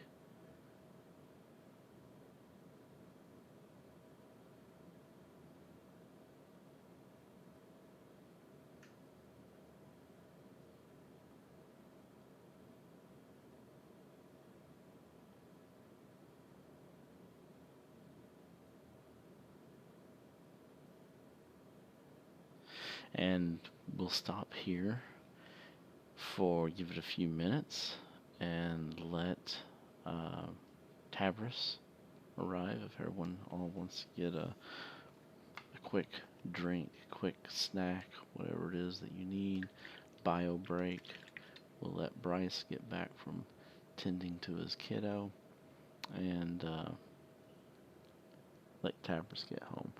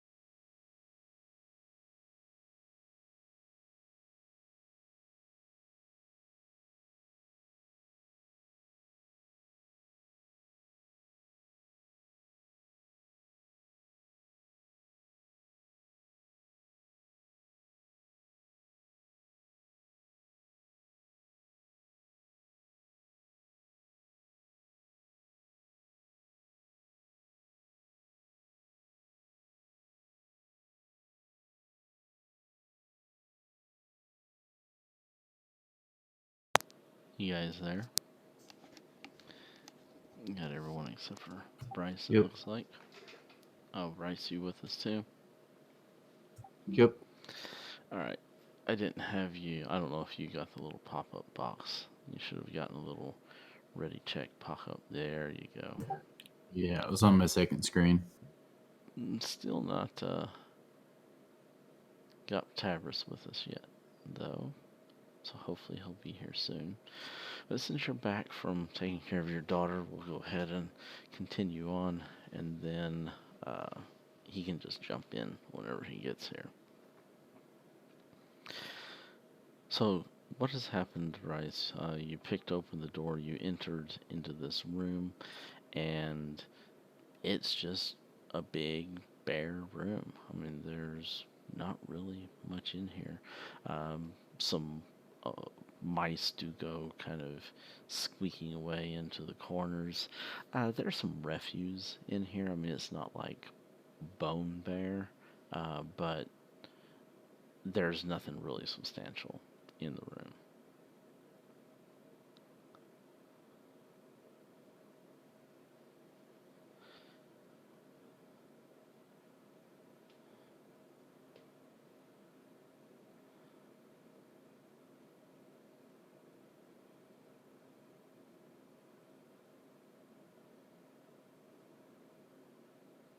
You see no other doors or anything in this room.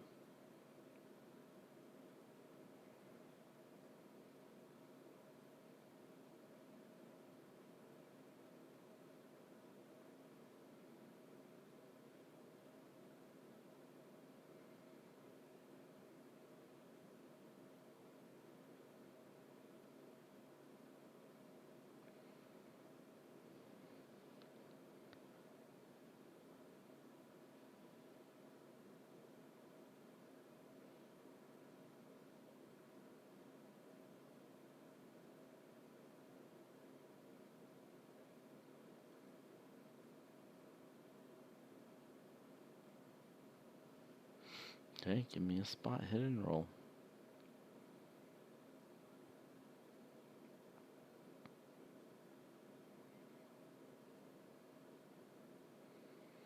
Barney kind of cases over the wall. He kind of runs his hand along it, inspects it with the flashlight, and he does not really see anything unusual.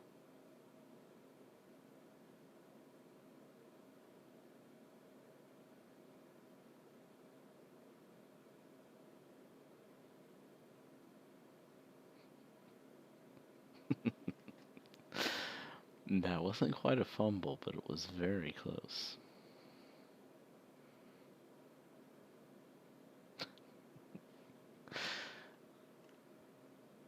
Kansas is just kind of oblivious at this point. He's just kind of following along with the rest of you guys, just hoping that he doesn't get spotted.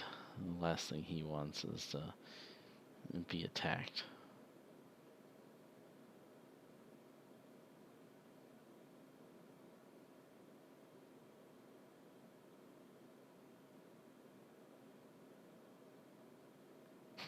Who says there's a secret door? Maybe there's nothing at all.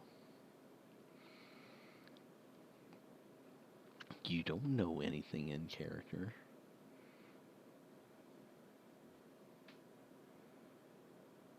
No, you haven't.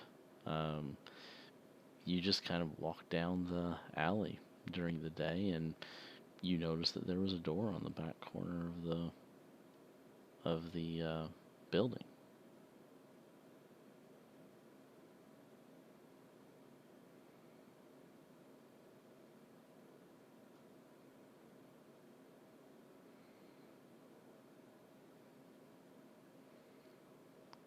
All right, looks like Tavris is logging on. He's here. Is he gonna save the day, or is he gonna fail miserably?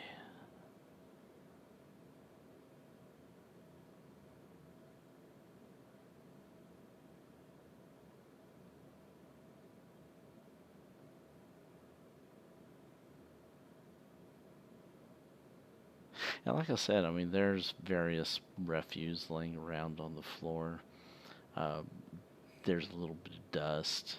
It doesn't look like it's been setting vacant and unused for like years and stuff like that. I mean, there does seem to be activity in here. You don't know if it's activity of people who, like Irene, have broken into the door and have maybe taken up residence in here, and like bums and things of that nature.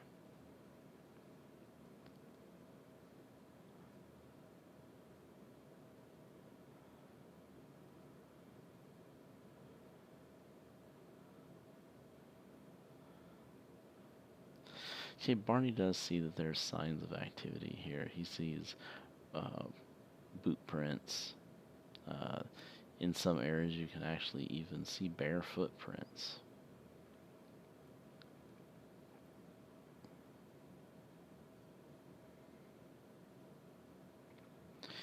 There's cardboard boxes in here. There's, uh, you know, different types of things.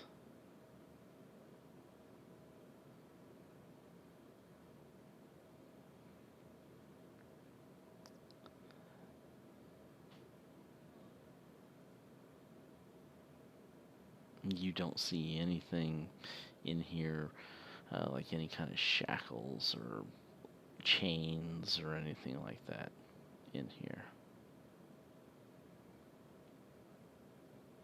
Off in one corner, you do kind of see uh, a little pile of poo. It looks like it's been here for some time. It's kind of all dried and crusty. And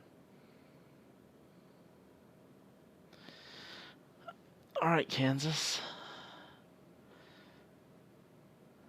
Everyone needs you to save the day.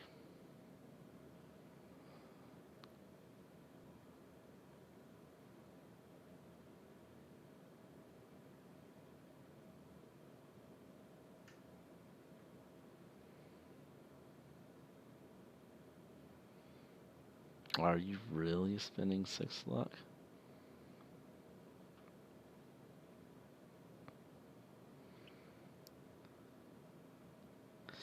Alright, you look over the wall and you really don't notice anything unusual.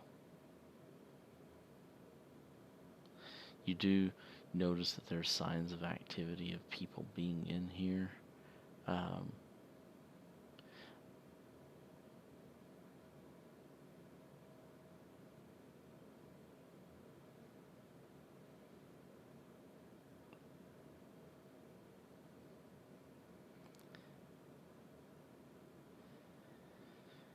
as you guys case the room, you can kind of see maybe a little bit of a charred section on the ground where it looks like someone maybe at some point in the past had a little fire burning in here. Like I said, it looks like the room has kind of been used by vagrants.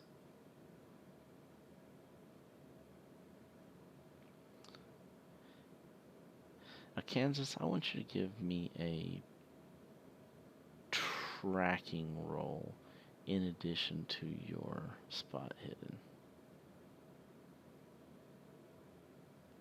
Well, that's good for you. Maybe you get an opportunity to check mark it.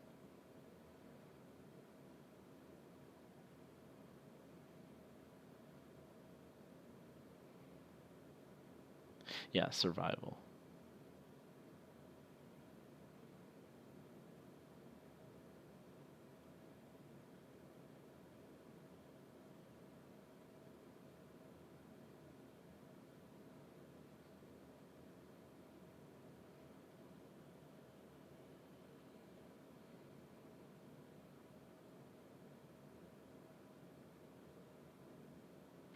No, he's going to get a chance to roll on this because he rolled a success on his spot hidden.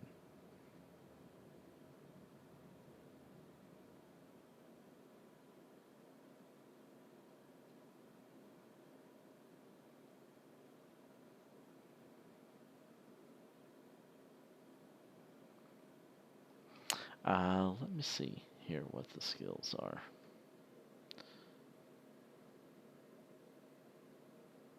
Skills. Thought there was like a survival type thing.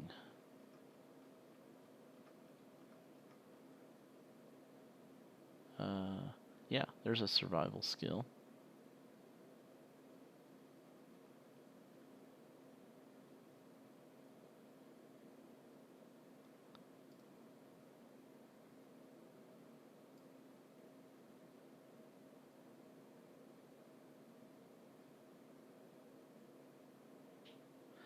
Oh, you have to list a specialization. I see.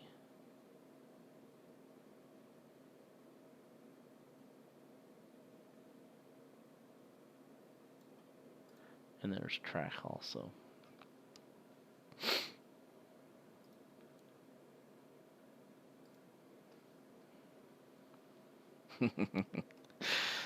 So what do you think? You think you want to spend all that luck, or you want to hang on to it?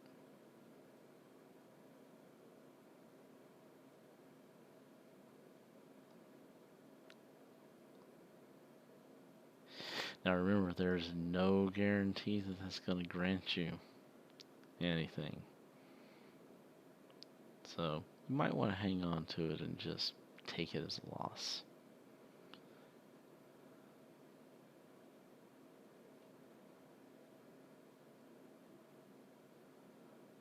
So what you guys have done is you've snuck. It's midnight. Actually, it's probably close to about 11:30 by now, and the club is still active. You can hear the sounds of the club up above you, uh, thumping on the floor, and the sounds of music, people dancing. All kinds of stuff is going on up above you. You guys have gone in through the back alley, and you've managed to gain access through the alley doorway that you found whenever you did your daytime recon. Um, and you've entered into this room. You've searched the room, you've found just various signs of human habitation. Nothing really recent or ongoing, just that people have been here in the past. You're operating under the assumption that this back door somehow leads to some dungeon or some place that they must be keeping people. Of course, this is just an assumption that you're making. And so the practical, logical person, whenever they come in here and they see an empty room and a blank wall and everything else, would um, just say, okay, yeah, there's nothing here. But, the persistent investigators, they were just insistent that there has to be some sort of a secret door here. And so they're searching all over the walls looking for something, and no one can find anything. And so that is the situation.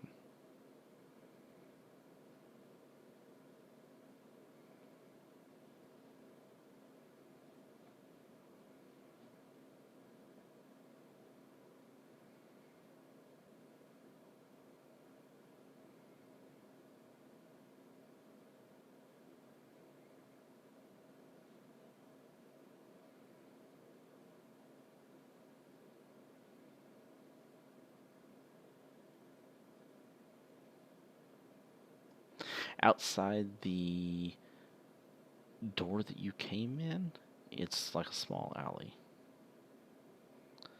Now, at the east and the west side of the buildings, it's a normal uh, thoroughfare type street.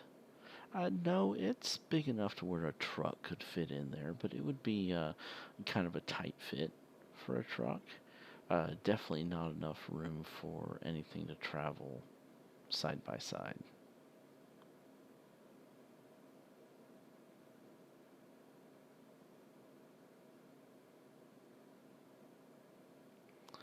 The west wall is made out of, let's see, the east wall and the exterior walls are all made out of brick. The um, the western wall, we're gonna say it is also made out of a masonry.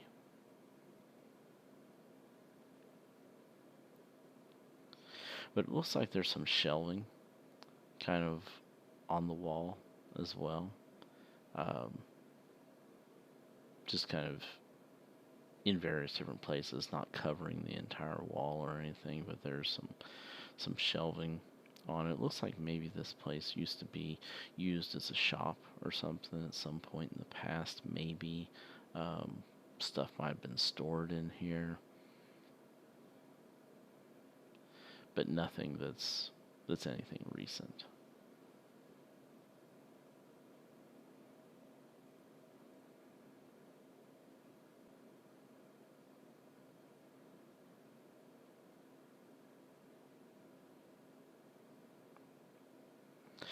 Looking at it from the outside, whenever you were going down the alley, it looks like it's one contiguous building.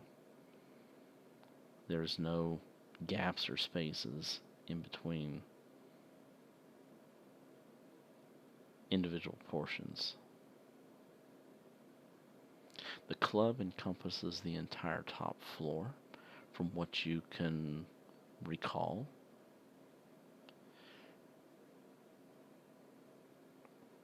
There was a sign on the bottom front entrance that there's a grocer's shop down on this bottom floor as well, over on the other side of the building.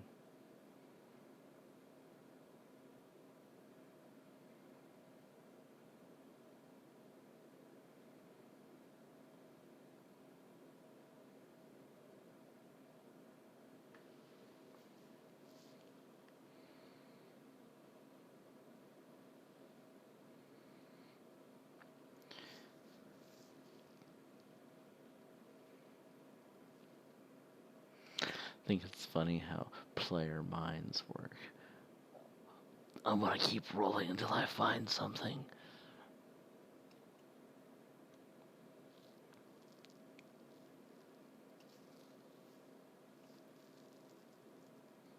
Oh, I'm not sharing the map with you. Hold on one second. Let me share the map with you here. There you go, Kansas. Now you can see the map.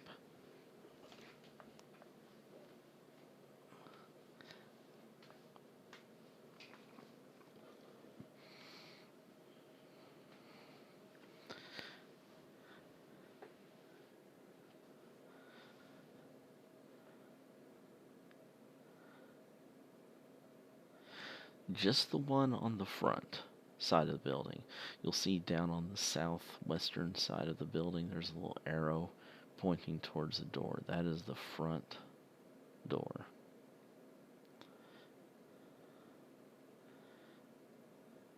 And you guys are on the ground floor underneath the club.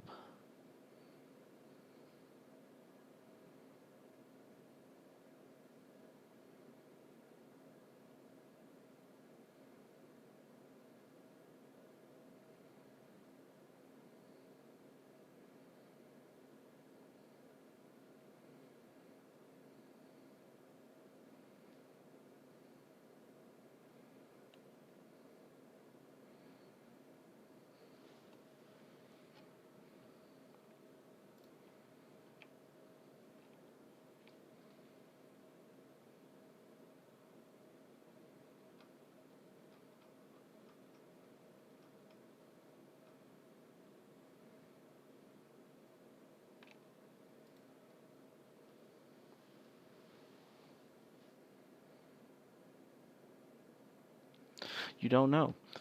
You've not been into the grocery store.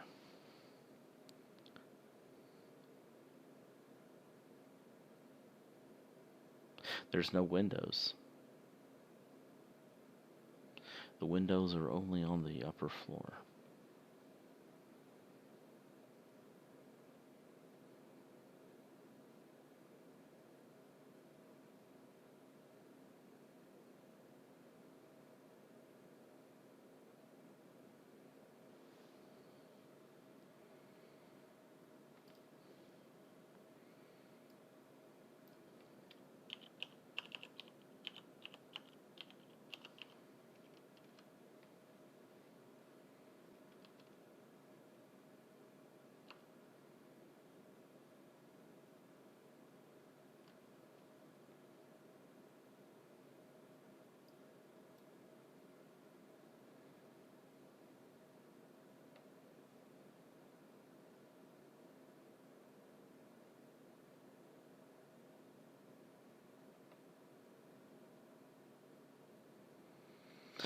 Give me an idea roll for Kansas and Barney and Charles. No, no, not Barney. Barney doesn't get one. Never mind. He wasn't there. You say idea? Idea, yeah.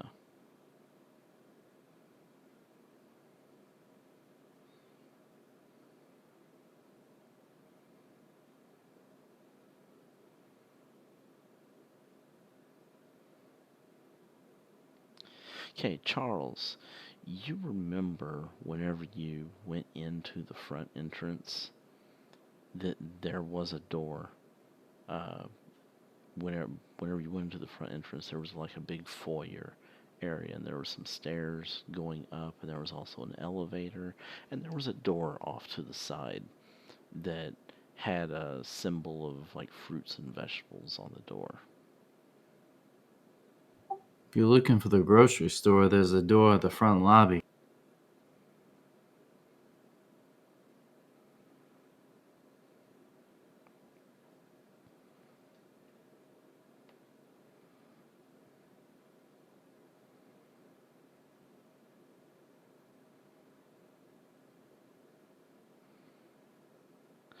What I said was that there's a door on the front of the building.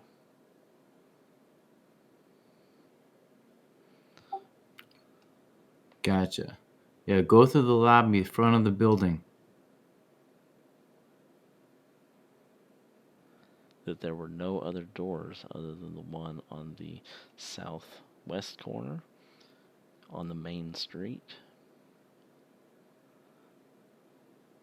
and that there's also this alley door on this northeastern side.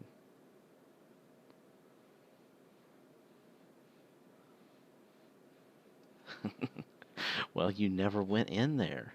You wouldn't have known.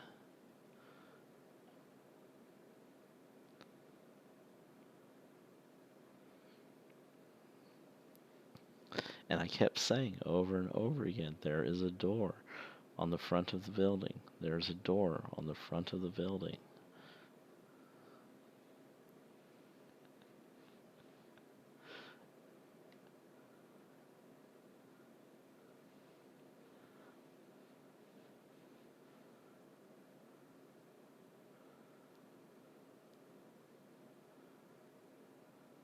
Now it just goes into a hallway.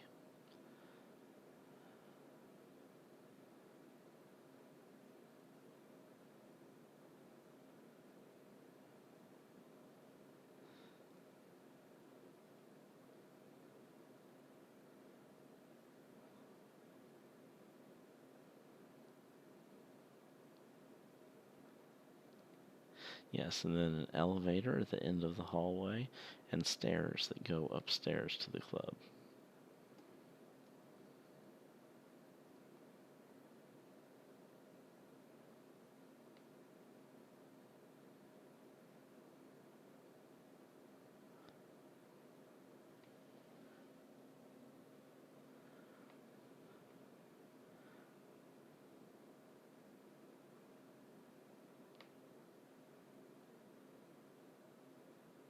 Don't go by the map,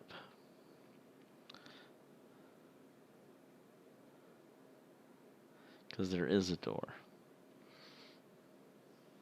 entering into the grocery shop. Just like you don't see a door on the back right-hand corner of the building in the alley either. But there is one there.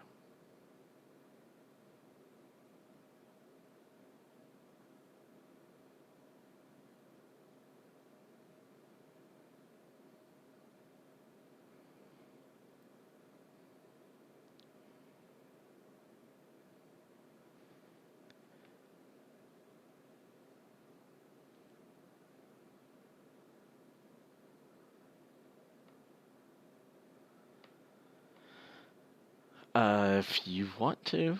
If you want to spend your 19 luck. Although there's no guarantee that it's going to give you anything.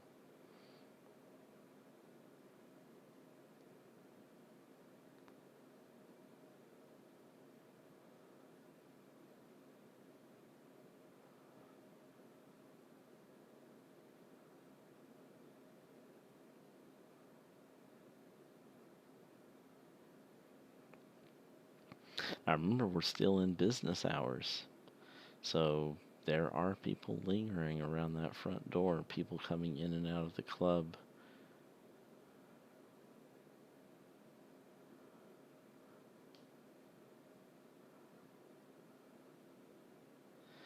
And I wouldn't go so far as to say that it's going to complete waste of a night.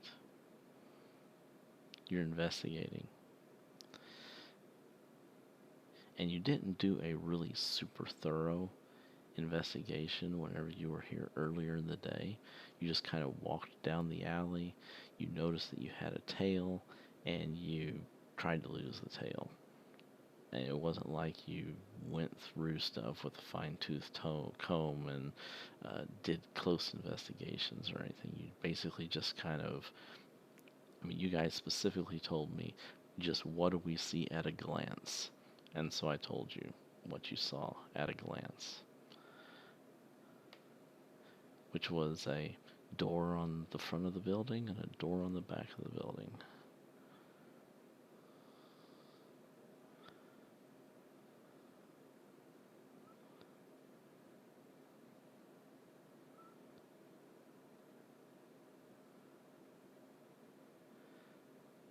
But you were operating under an assumption, and that's the key, is that you were assuming that that front door didn't lead to any other place, but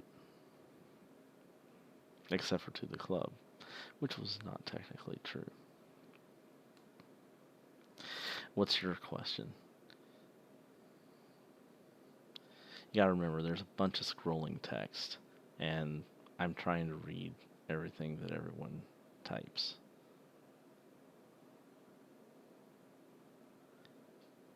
There are no other doors in the alley that you see at a glance. And I did answer that question.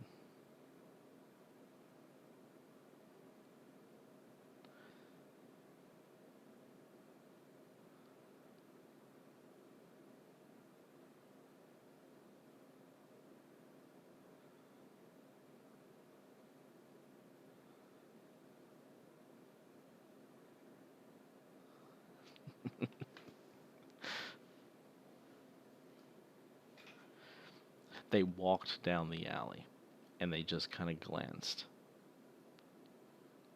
off to the sides as they walked down the alley. They did not move things. They did not feel the walls. They didn't do anything because they noticed that they picked up a tail, and they didn't want to tarry very long. Yes, they did walk down the entire alley from one end to the other.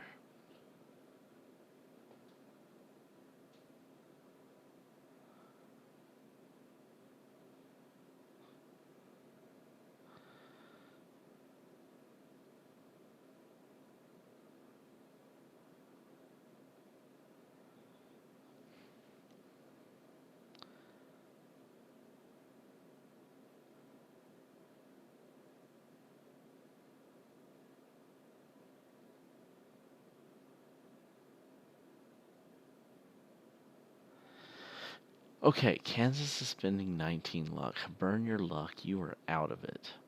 Kansas, you notice that there is a pattern in the footprints. Now, this place has been used. There's footprints all over the place. Uh, Scuff marks and this and that and everything else. But you do notice that there is an increased wear in one particular portion of the building.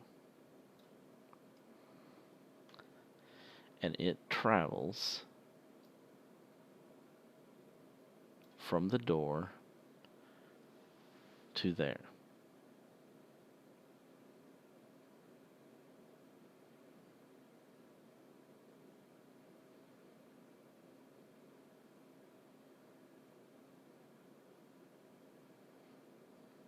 You can do a specific search on that section of wall.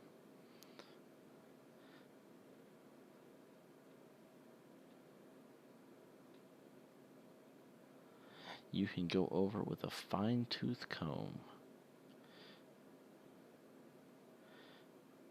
So what you can do is you can say that you are going to spend an extreme amount of focus and an extraordinarily long amount of time beyond what you normally would, basically like the equivalent of taking 20, and that'll give you a boost.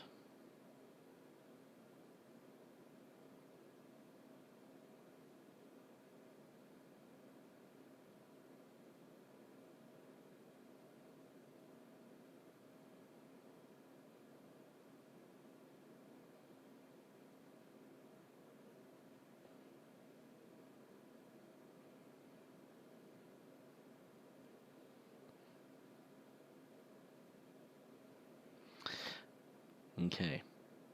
Barney. Irene. Charles is still clueless.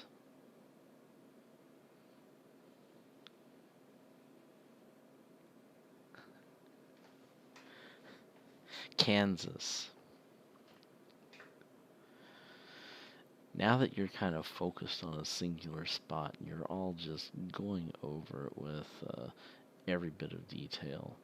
You do notice that behind a section of there's some shelving on the wall, just like there is on other different portions of the wall, but the shelving kind of covers up a little bit of a crack in the mortar, and you notice that it looks like maybe the mortar can, or like the wall can be moved.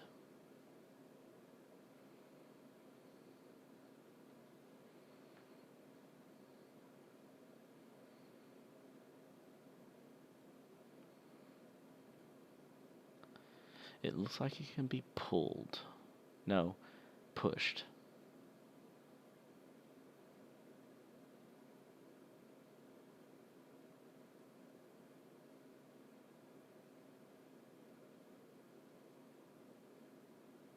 Because you do not see any grinding type wear marks on the floor where it looks like the wall has slid out into this room.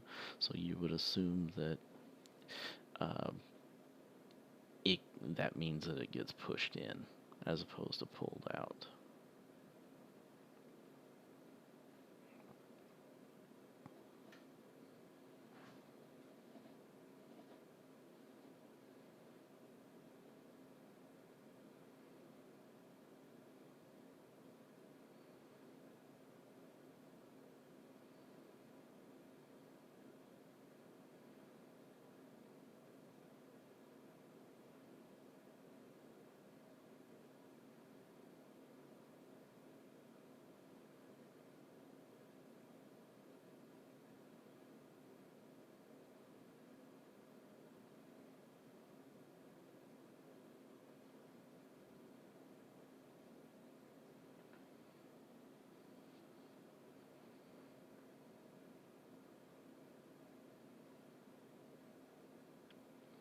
Okay, everyone all shoving together.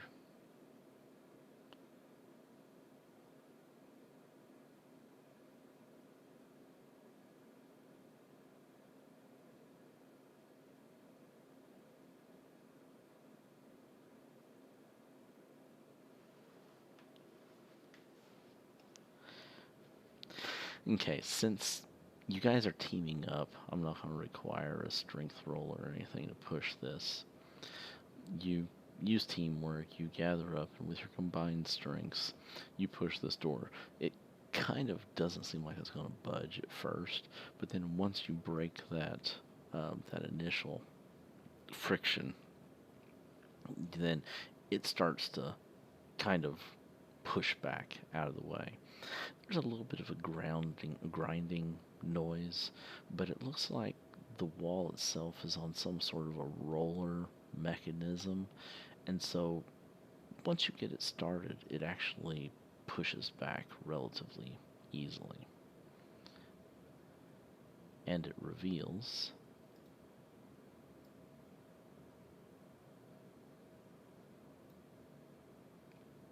a room.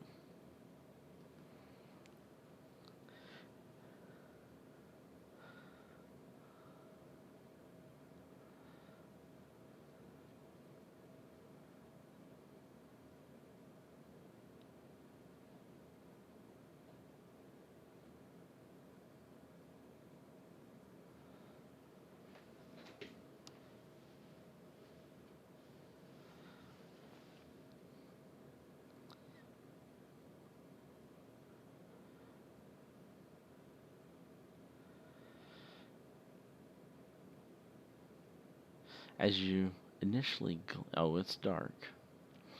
As you initially glance over the room, you notice that there's crates, there's barrels, there's, various different things in this room. It looks like maybe it's used for some sort of storage. Um, but then, when you look over on the far wall, you notice that there's a set of shackles kind of on the wall and on the floor. You also notice kind of around in that same area, there's some frayed rope, um, maybe some little rips of cloth or something like that.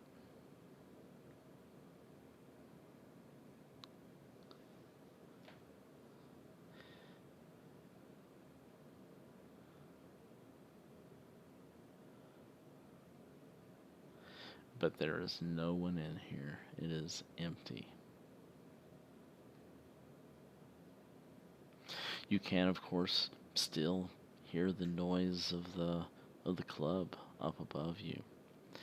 And on the north wall, northwestern corner, you notice that there's a ladder.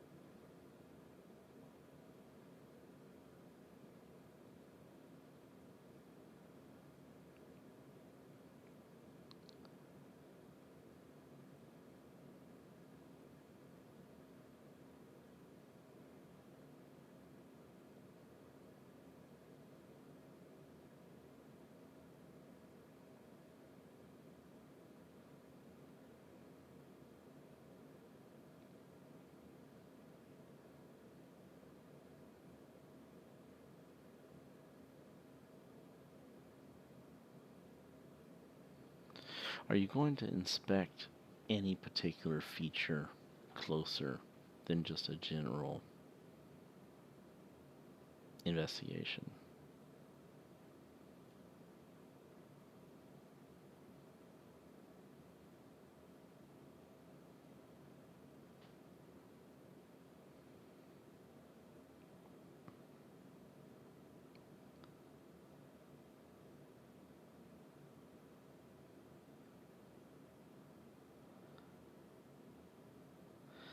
Okay, you check some of the crates, the barrels. It seems like some of the crates that are closer to the ladder contain um, bottles of alcohol in them.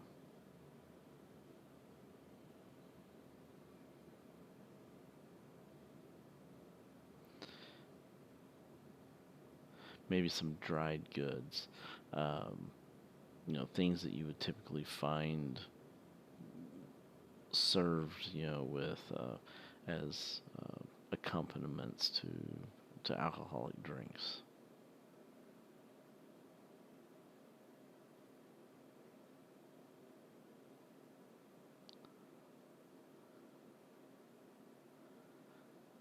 Okay, Barney goes over and he inspects the wall. You do notice that there's some scratching on the wall. Um, you can see what looks to be like bloody, um, very dried dark. I mean, it looks like dried blood, that almost looks maybe like charcoal or something like that at first. but then you kind of see bits of fingernail or um, some uh, dead skin or whatever, where it looks like someone was clawing at the wall, uh, trying to, especially around where the shackles hook into the wall, trying to maybe pry them loose or something. Give me a investigate roll.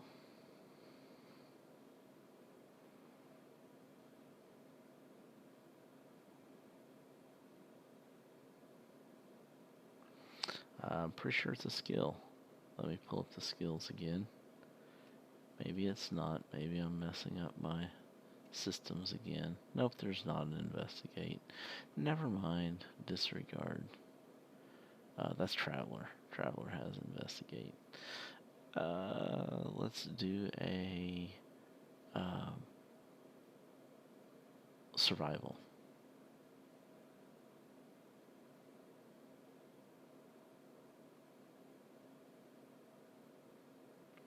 It's not really a spot hidden. It's not like it's hidden and hard to see. It's just making sense of what you're seeing.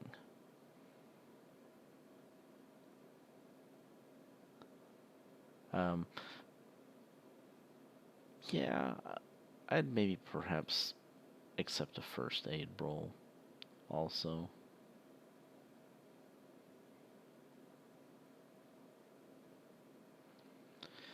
Okay, Barney notices that there's dried blood and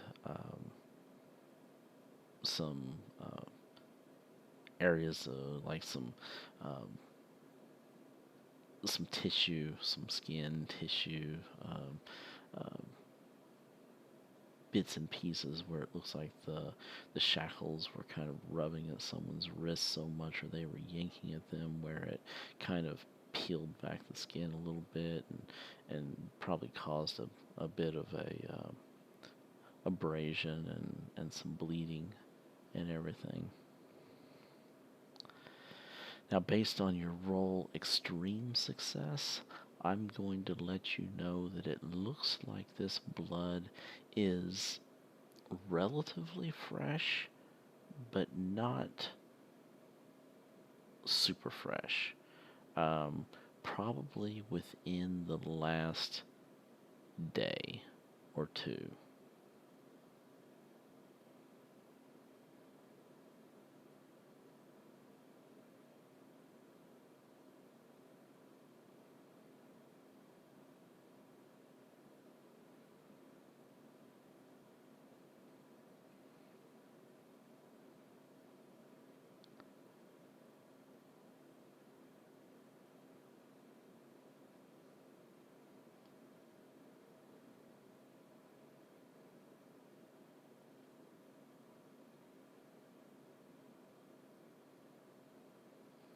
As I said, there was also some sections of rope. There was like some rope, um, not like an entire coil of rope or anything like that, but like fibers. You see several rope fibers on the ground over in this uh, southern area of the room. Not just in the southwestern corner, but kind of in the southeastern corner as well.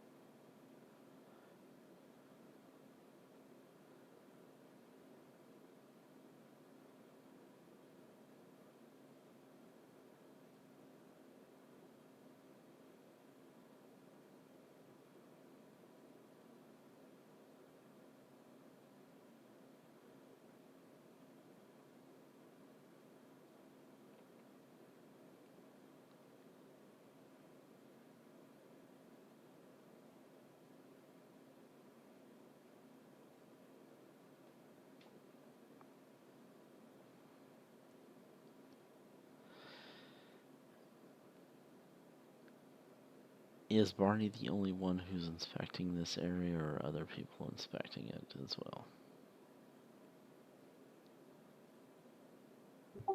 Let me keep a lookout at the door. Okay, is anyone inspecting the ladder or paying attention to that portion of the room? Okay, Irene's going over to the ladder, so put your token in whatever area it is that you're focusing on checking out. Charles is staying over close to the door. Yes, the ladder's up there at the top left.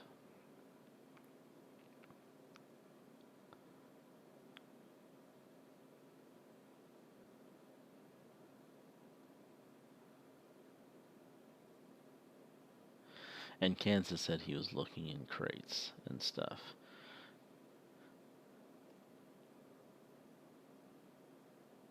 You do not really find anything of any particular use. It looks like all of the crates and things down here all look like they come from local uh, suppliers of alcohol and um, things of that would typically be used in a business.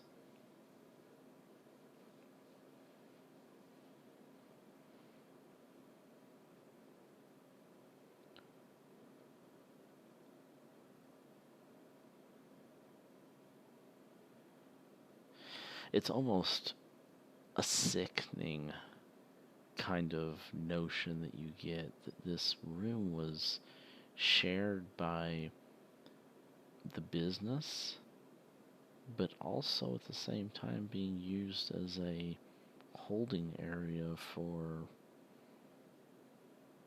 human trafficking or keeping people hostage or prisoner or whatever its purposes were. It's not like this room is hidden and isolated from traffic.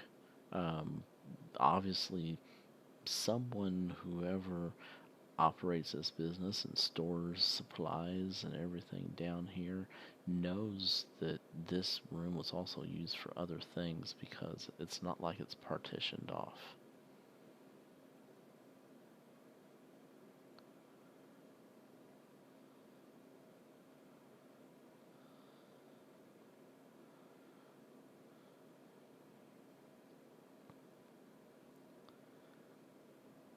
Now, as Barney is investigating that southern corner, like I said, you do also find portions of rope fiber where it looks like people were maybe rubbing at rope, and maybe a few fibers, kind of broke off from the main uh, bundle of rope, but nothing to the point to where it was rubbed through or cut through.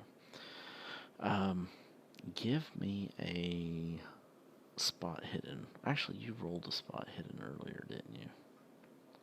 For this section.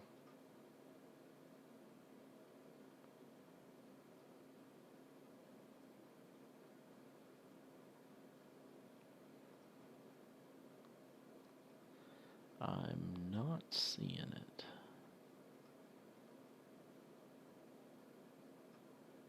That was whenever you were finding the door. Never mind. Okay, so give me a spot hidden roll. Okay, behind one of the barrels uh, down here, you find a button. And you recognize this button as being a button from the clothing that the Covington staff wears.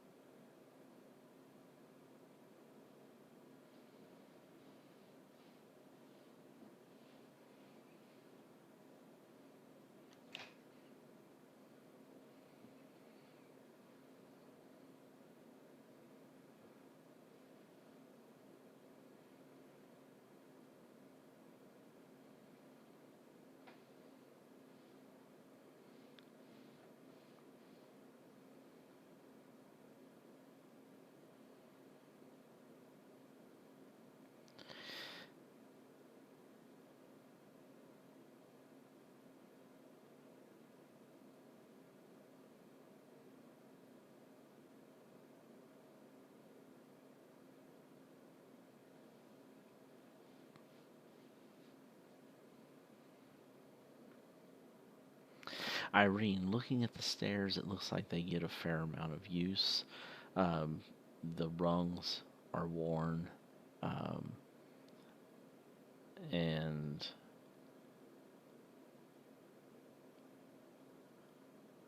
um, it looks like there's a fair amount of traffic, going up and down the stairs. You also notice that kind of up at the top, it looks like there's like a little pulley up here that uh, something can be attached to the pulley and lifted up or down. Perhaps maybe they use that to assist in lowering down crates or bringing up crates, or maybe lowering down people or bringing up people. It's kind of hard to say. Um, but there's a rope with a pulley there, and you kind of wonder what its purpose might be for.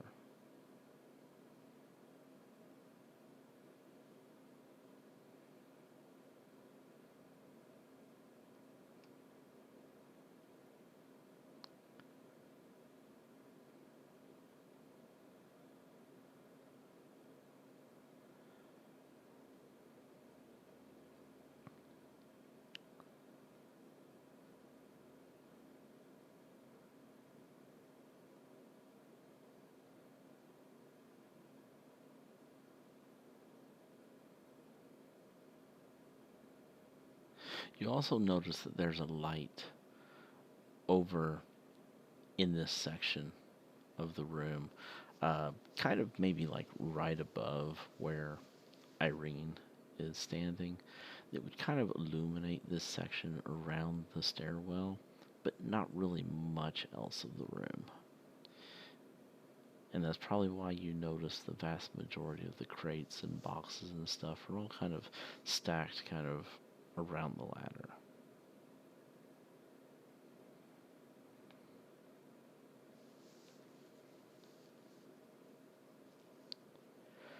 Now the ceiling here is about 10 foot tall, so it's not, a cramped basement, but at the same time, it's not a super tall area either.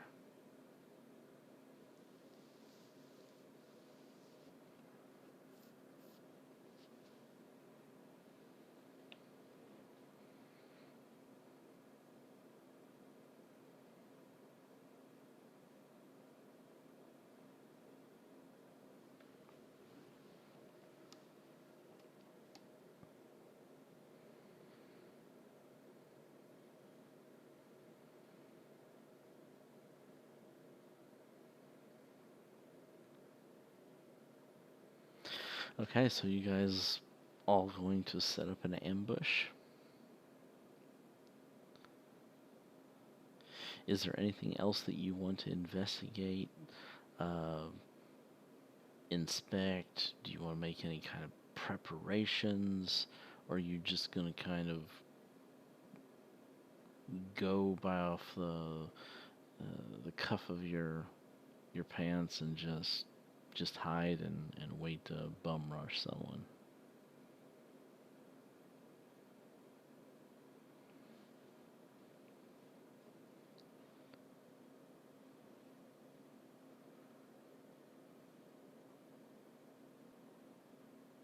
There is not rope down here. There's rope fibers.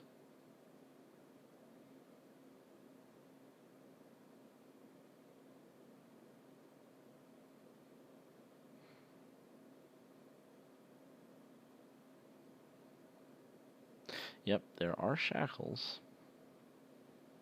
One set of shackles.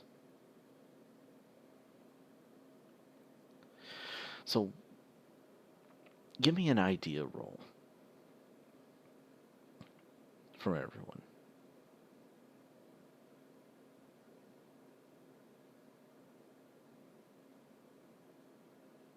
Okay, Irene. Uh, Anyone else want to try? Charles. Okay. Irene and Charles, maybe it's because of their training in police investigations and all that kind of stuff. But one thing that really comes to mind that you notice is that there's only one set of shackles down here. Now, obviously, if this place was intended to hold lots of different people, a bunch of captives and stuff like that, that there would surely be more shackles than that. Um, but as I said, I mean, there's just one pair of shackles, you know, hammered into the masonry wall. Now you do also find um, the rope fibers and you know all that kind of stuff where it looks like other people have been bound up here, but they obviously had to resort to some other way of binding them than using the shackles because they only had one pair. You'll also note, based on your previous investigations, that typically the disappearances that have taken place have been individuals. Um, it's been an occasional disappearance here and there, one at a time. There's never been just a mass uh, disappearance of a whole bunch of people from a singular household, or a bunch of people disappearing, you know, in the same neighborhood all at once, you know, in the same week.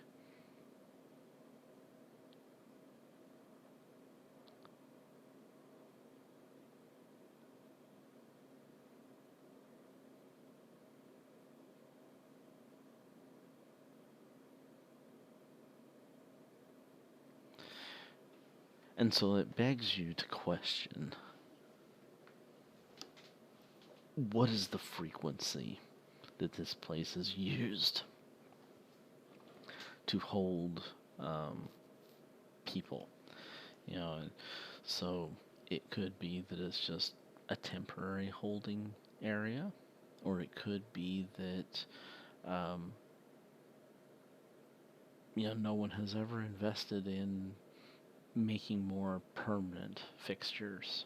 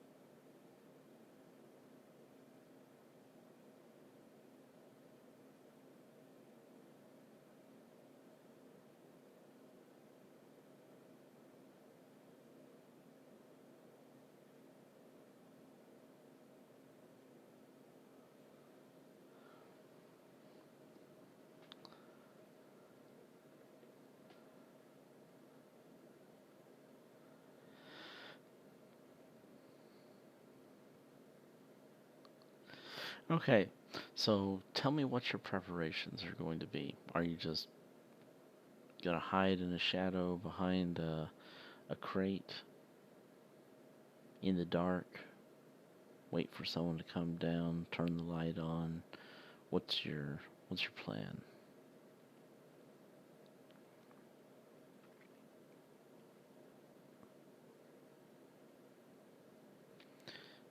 The shackles are hammered into the wall.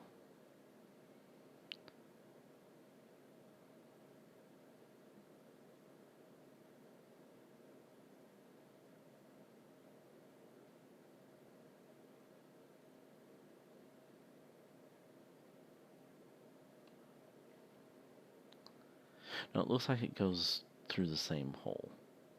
There's not like a dumbwaiter elevator shaft or anything like that.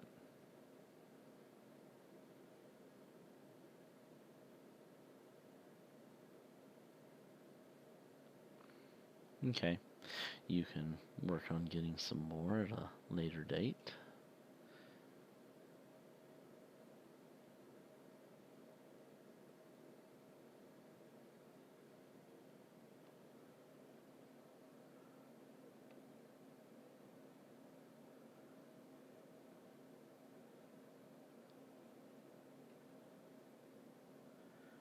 The ladder is bolted to the wall.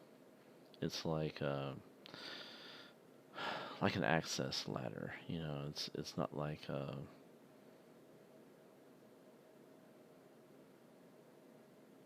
it's actually affixed to the wall. It's not just propped up.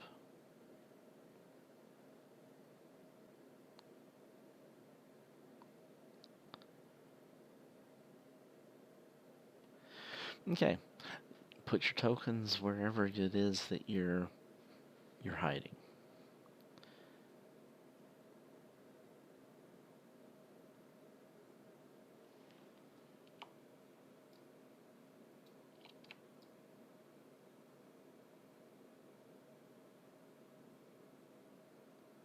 Is anyone going to turn on the light to see what kind of area it illuminates? Or do you want a chance?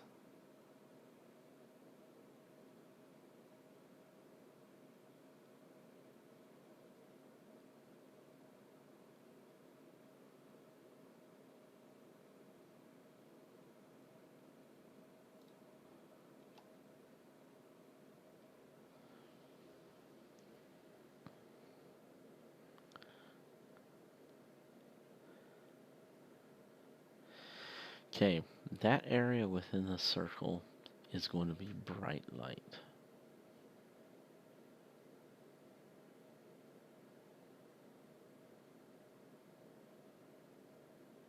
Well, I know you're not going to leave it on. I just wanted to know if you wanted to test out to see what the area of lighting is, because obviously whoever comes down the ladder is probably going to turn on the light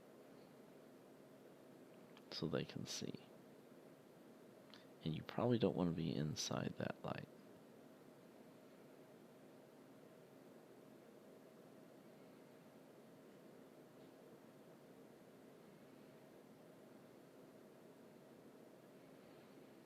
What are you guys doing with the door?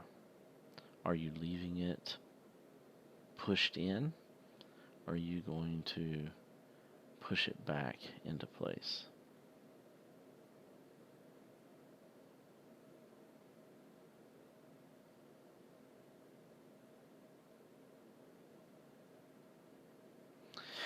There is not a lock. There is a handle on the inside where you grab it and you pull it in your direction.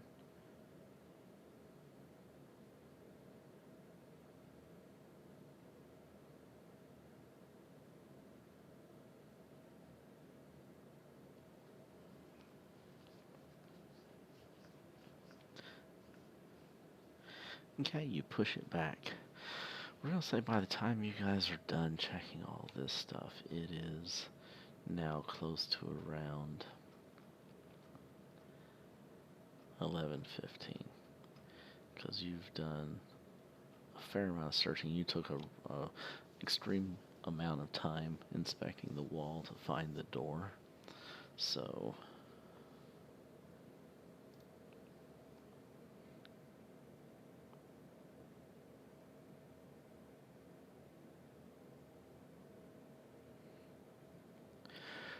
okay, then you're going to turn the light off once you establish the area that illuminates, and you're going to set up in your hiding positions.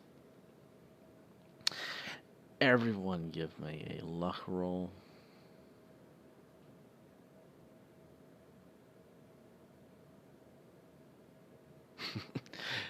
Kansas is pointless for you, so never mind. Our favorite role.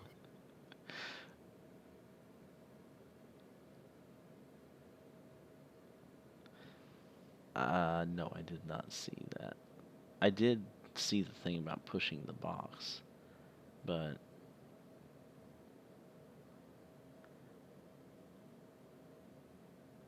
climb the ladder, look at the others when the light is on, point out if I can see them. Okay, yeah, that's a good idea. I'll give everyone a boost to their hide rolls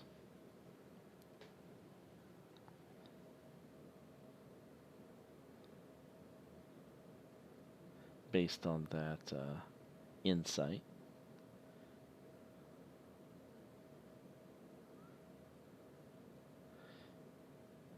Yeah, but he can always look over his shoulder. I mean, most of the time, whenever you go down a ladder, you kind of look over your shoulder and down in the direction that you're climbing.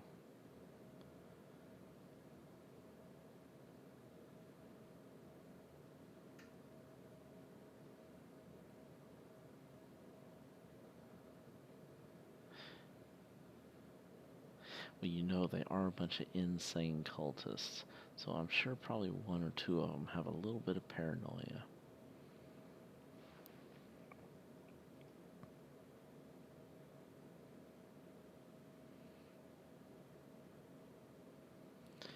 Okay, Barney's going to find some whiskey and start drinking. Alright, you all failed your luck rolls, didn't you? Kansas actually would have succeeded had he not spent that 19 luck. But I guess it did pay off, so.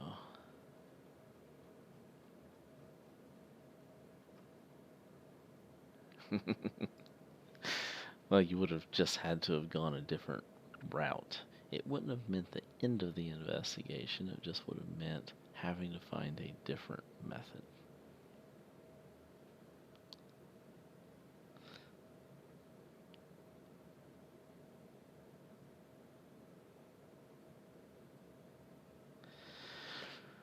Okay, you guys wait on into the evening, and you're kind of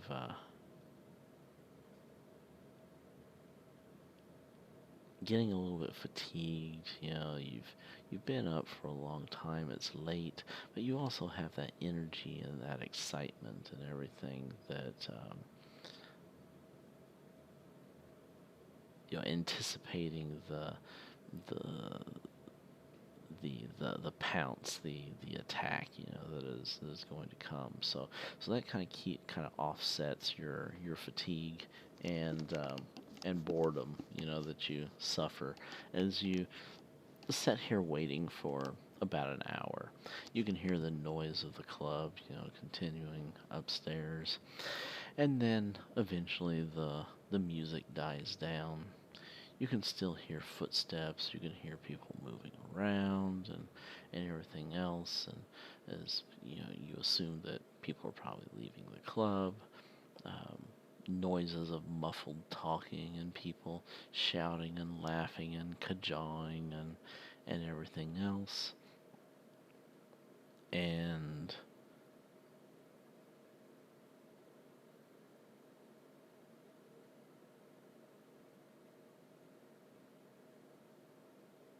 you wait. And you wait. And you continue to wait. And eventually, there's no sounds at all anymore.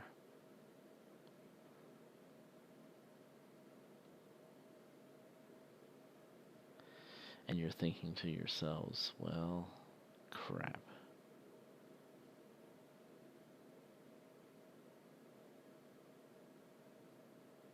Guess no one is coming down. Are you going to stay here and continue to stake the place out? Or are you going to leave, or are you going to go up and take matters into your own hands and go on the offensive? How are you going to approach this?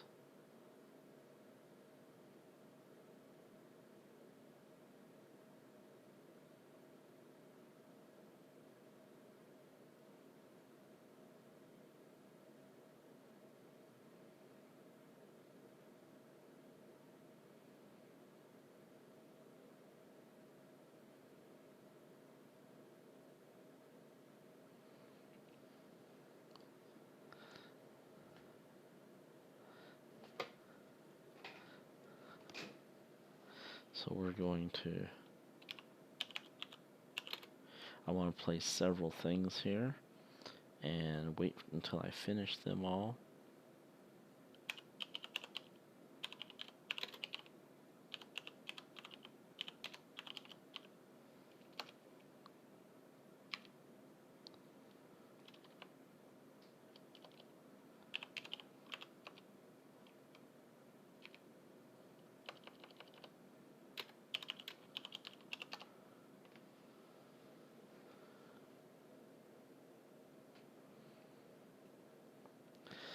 Okay, everyone place your vote.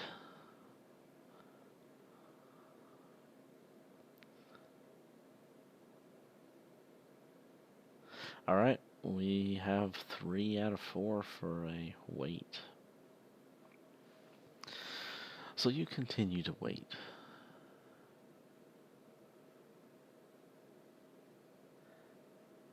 And eventually, the hatch opens up. You then at first you don't see anyone immediately come down. You hear some voices talking up above, and it says, "Yeah, it was a pretty good night tonight. Um, Went through quite a bit of alcohol. Need to restock a few bottles and grab some supplies from down here." Then you can hear some muffled talking and whoever they're talking to off in the distance. You can't really hear their words because it's kind of um, too far away, or just the sound isn't getting to your ears properly. But you can't really make out their words. But the other person says, "Yeah, yeah, just a few more nights, and then we'll see."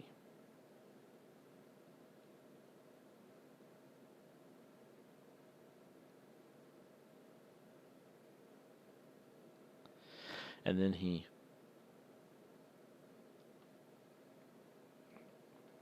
flips a switch that's right up there at the top of the ladder, illuminates the area. Oops, wrong shape.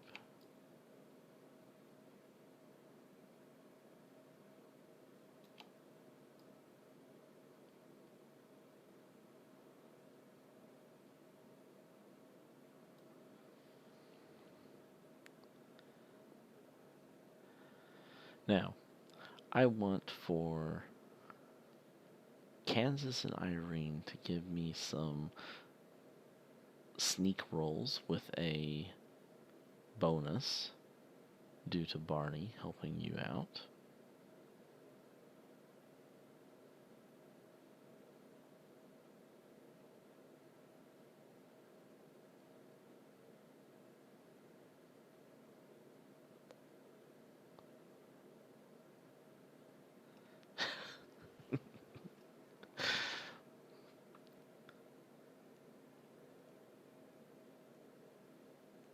Yes, you can push it. If you can give me a good reason as to how you're doing it and what the repercussions should be.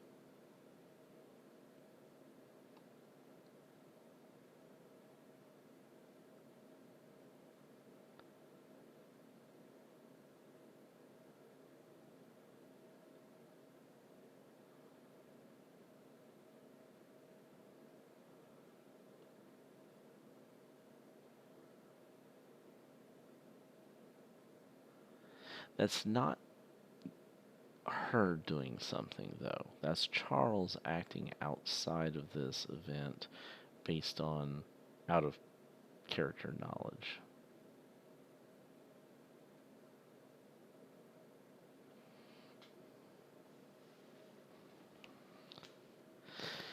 Because Charles doesn't really have any way of knowing that she is going to get spotted because she sucks at hiding. Unless maybe he saw that she was out of place or something like that.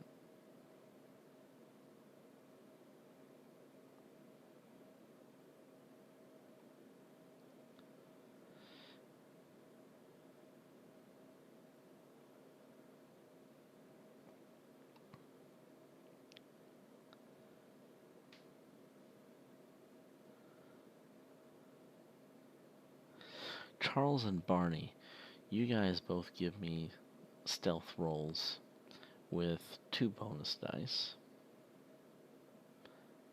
Actually, no, just Barney with 2 bonus dice.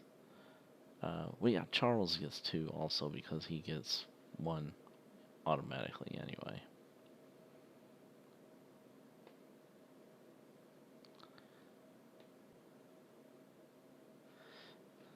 Okay, now I need to roll for this guy here.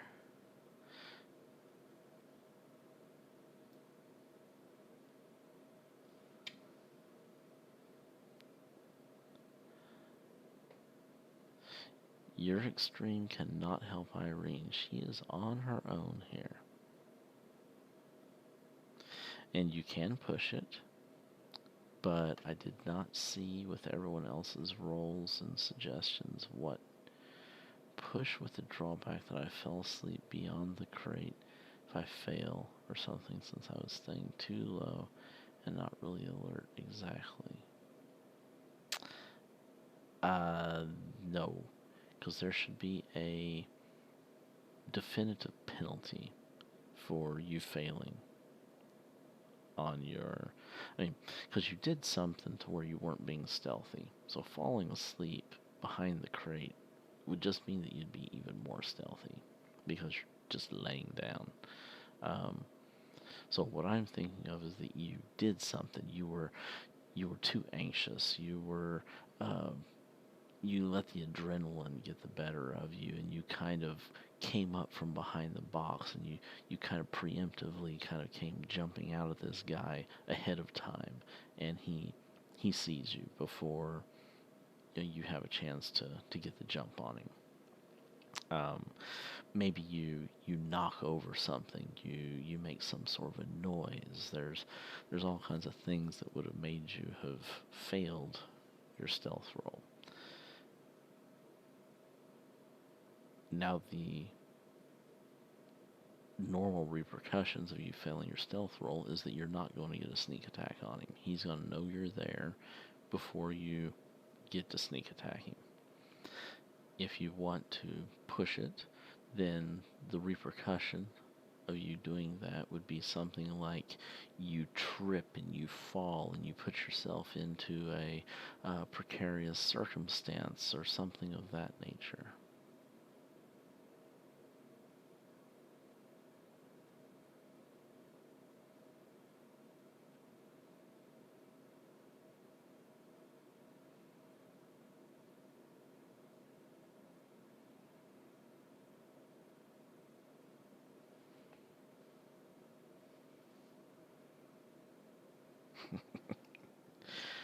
All right.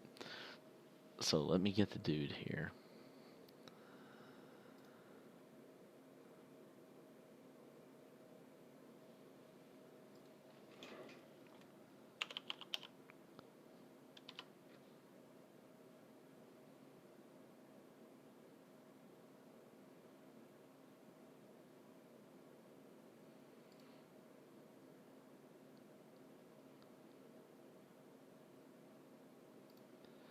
Yeah, this one will work all right.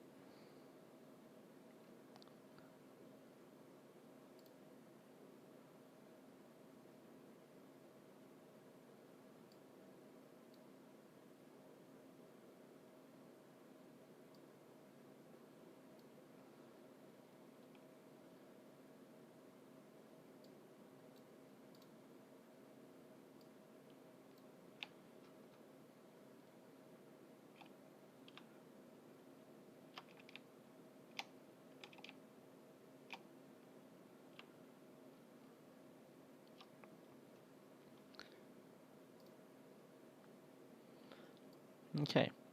So he's coming down the ladder. And as he gets down to the bottom of the ladder, Irene gets anxious. She pops up out of her hiding spot. He's alerted. He spins around to see what it is.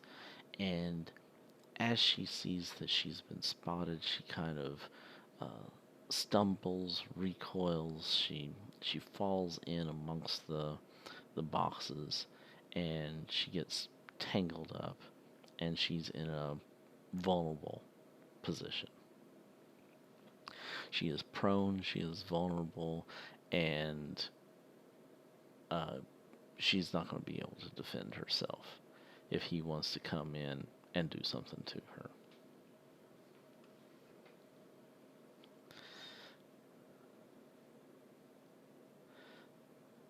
Okay, so we are going to enter initiative.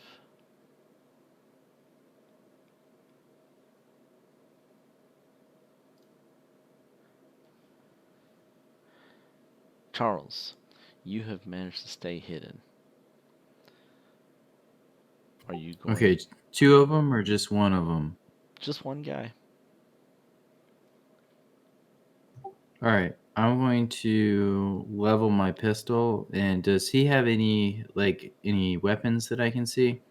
Nothing that you see. All right, I'm just gonna stand up and point my gun at him, and just start walking toward him. And if he reaches for a weapon, I'm gonna shoot him in the hand. But I'm gonna say, "Don't do anything stupid, or I'm gonna blow your nuts off." Blow your nuts off. All right.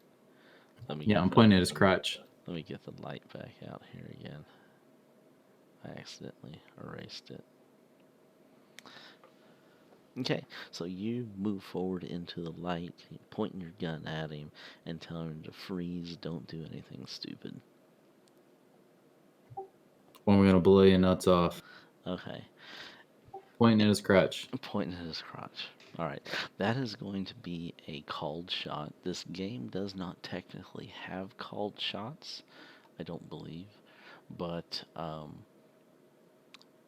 if you did want to do a called shot, it would be a small target and it would be an increased difficulty to hit it, just so that you know. That's all right. I'm point blank, so I'd get a bonus anyway. Okay. So, all right. Now, And I'd actually try to shoot him in the hand because I want to talk to him, but I am threatening him, pointing at his. okay. And we're going to fast forward to Irene. Irene, you are stumbled into the boxes. You're kind of uh, uh, stunned a little bit.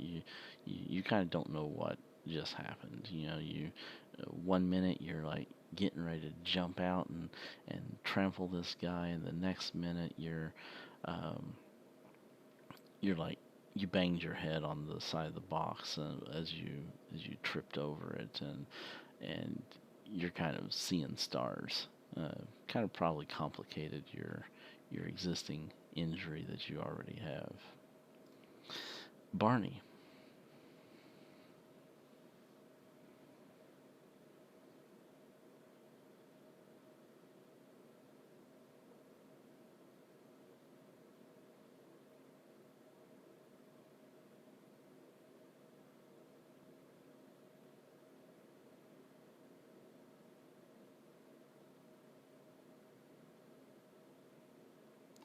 Ooh, I just noticed the time. We probably should have held off on the entering into this combat. I want to at least give you guys some little bit of reward for all your stuff you've done tonight.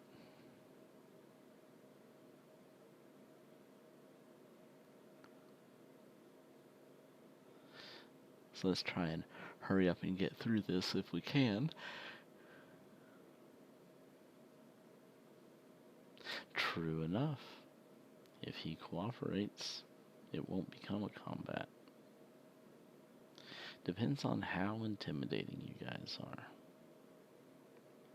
But right now, Charles is being pretty darn intimidating.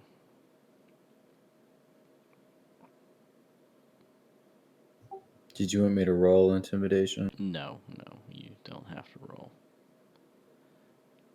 The narrative was plenty intimidating enough.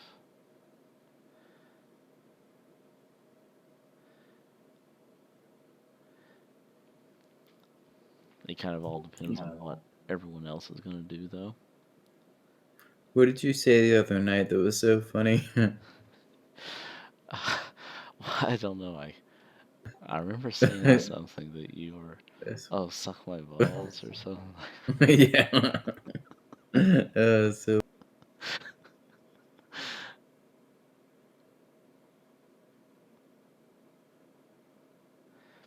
Okay, so Barney is moving forward from the shadows outside the light and stepping into the light, and you have your gun out, leveled at him as well. No, you could not tell how far away the person was. The sound was muffled. You couldn't make out what they were saying. Uh, you know that they weren't standing right at the hole, because otherwise you would have been able to hear them better. But you don't know if they were 5 feet away or if they were 20 feet away. It's not like light and dark. I mean, sure enough, I have a circle drawn there, but imagine that that's bright light, and then you have the dim light. Think back to using map tools in D&D, where you have your bright light area, you have your dim light area. So you're still in the light. You're just kind of in a dimmer gradient of light. As it's not just you know here you're in bright light and here you're in absolute darkness. But yes, your gun is kind of more into the light, and you're kind of trying to stay back into the shadows a bit more. Alright, and that's it. You're just going to hold your action otherwise. Okay. The guy is up to go. Now, let's see how ballsy he is. Yeah, he's not very ballsy. He he puts up his hands and he's like, "Whoa, whoa, whoa, whoa. What's going on here? We have a misunderstanding. Are you how'd you get down here? Are you robbing us? Here, take all of our money, take our booze, whatever you want." Okay. And then Kansas, you get to go.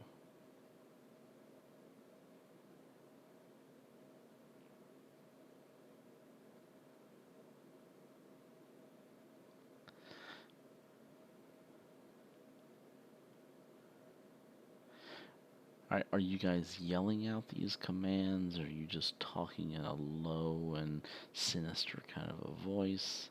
What is your tone? Okay, everyone else, same thing. Are you yelling forcefully to him, or are you doing like a low and sinister, or something in between?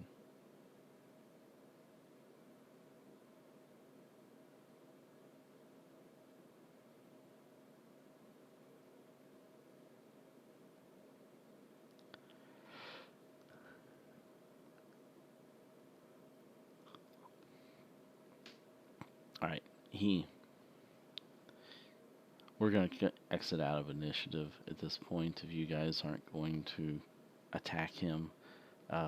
He's not going to make any moves with 3 people all pointing guns at him. However, he is going to continue trying to talk his way out of this. And he says, "Yes, yes, whatever you tell me. You just take whatever you want." You can obviously see by the way that he's responding to this that he thinks that you guys are thieves, that you have come in here to rob the place. He's not really sure exactly how you got in here. Um, he seems to be a little bit confused about that, but he still seems to be kind of dead set in the the idea has been concretely placed in his mind that you're thieves.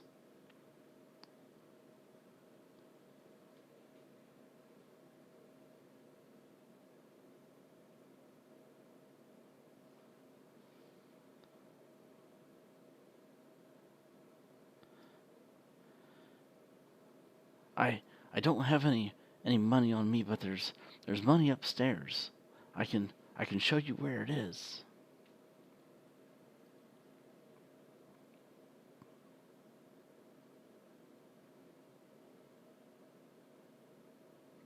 Are you all keeping your distance from him, or are you kind of closing in on him uh, to put pressure on him?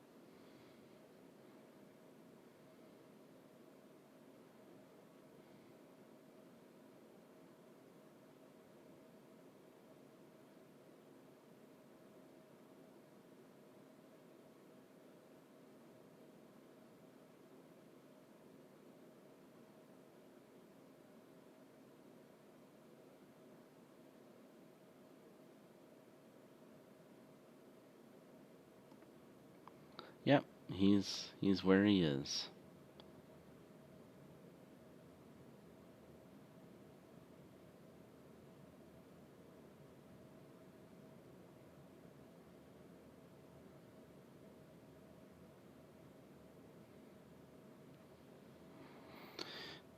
Okay.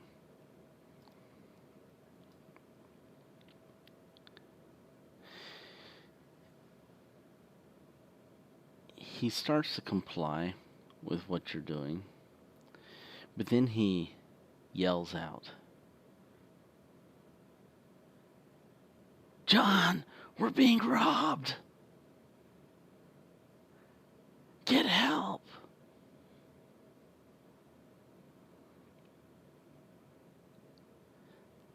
Barney cold cocks him, and with that, he goes down.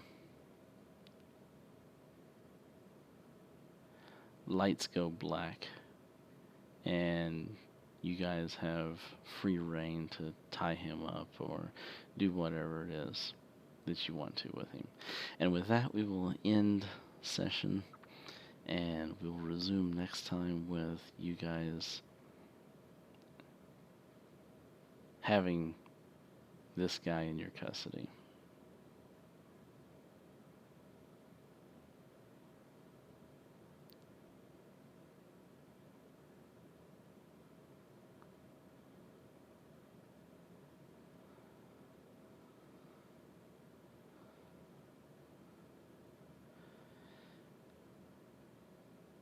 Of course, you're not really sure whether or not John heard him yell out or not.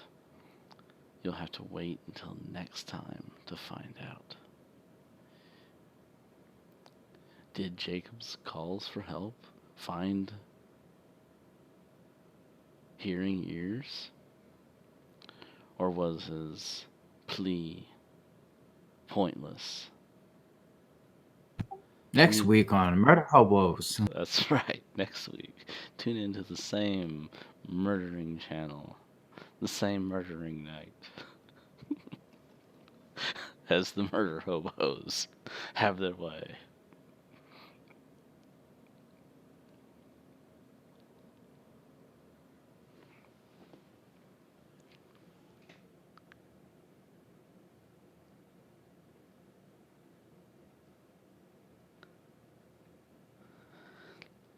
Nope, I am fine. I'm not going out of town. I'll be here.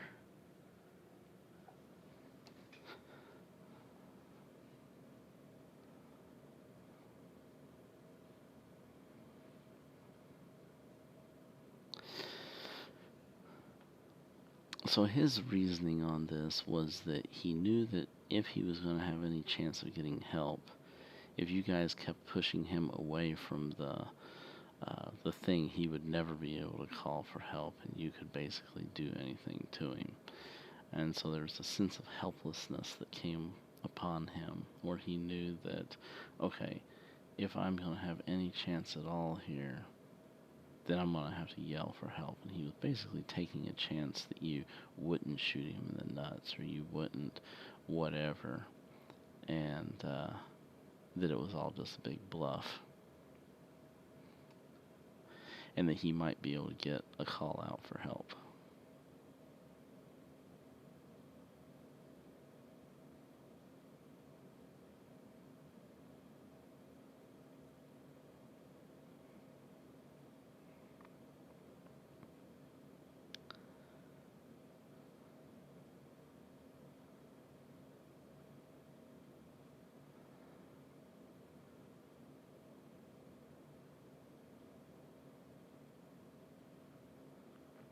Anyway, we're not going anywhere. We're just having Christmas here, so I will be here, and I'm planning on running. So, everyone have a good Christmas, and I will see you next week to find out how the murder hobos um, move forward with their prisoner.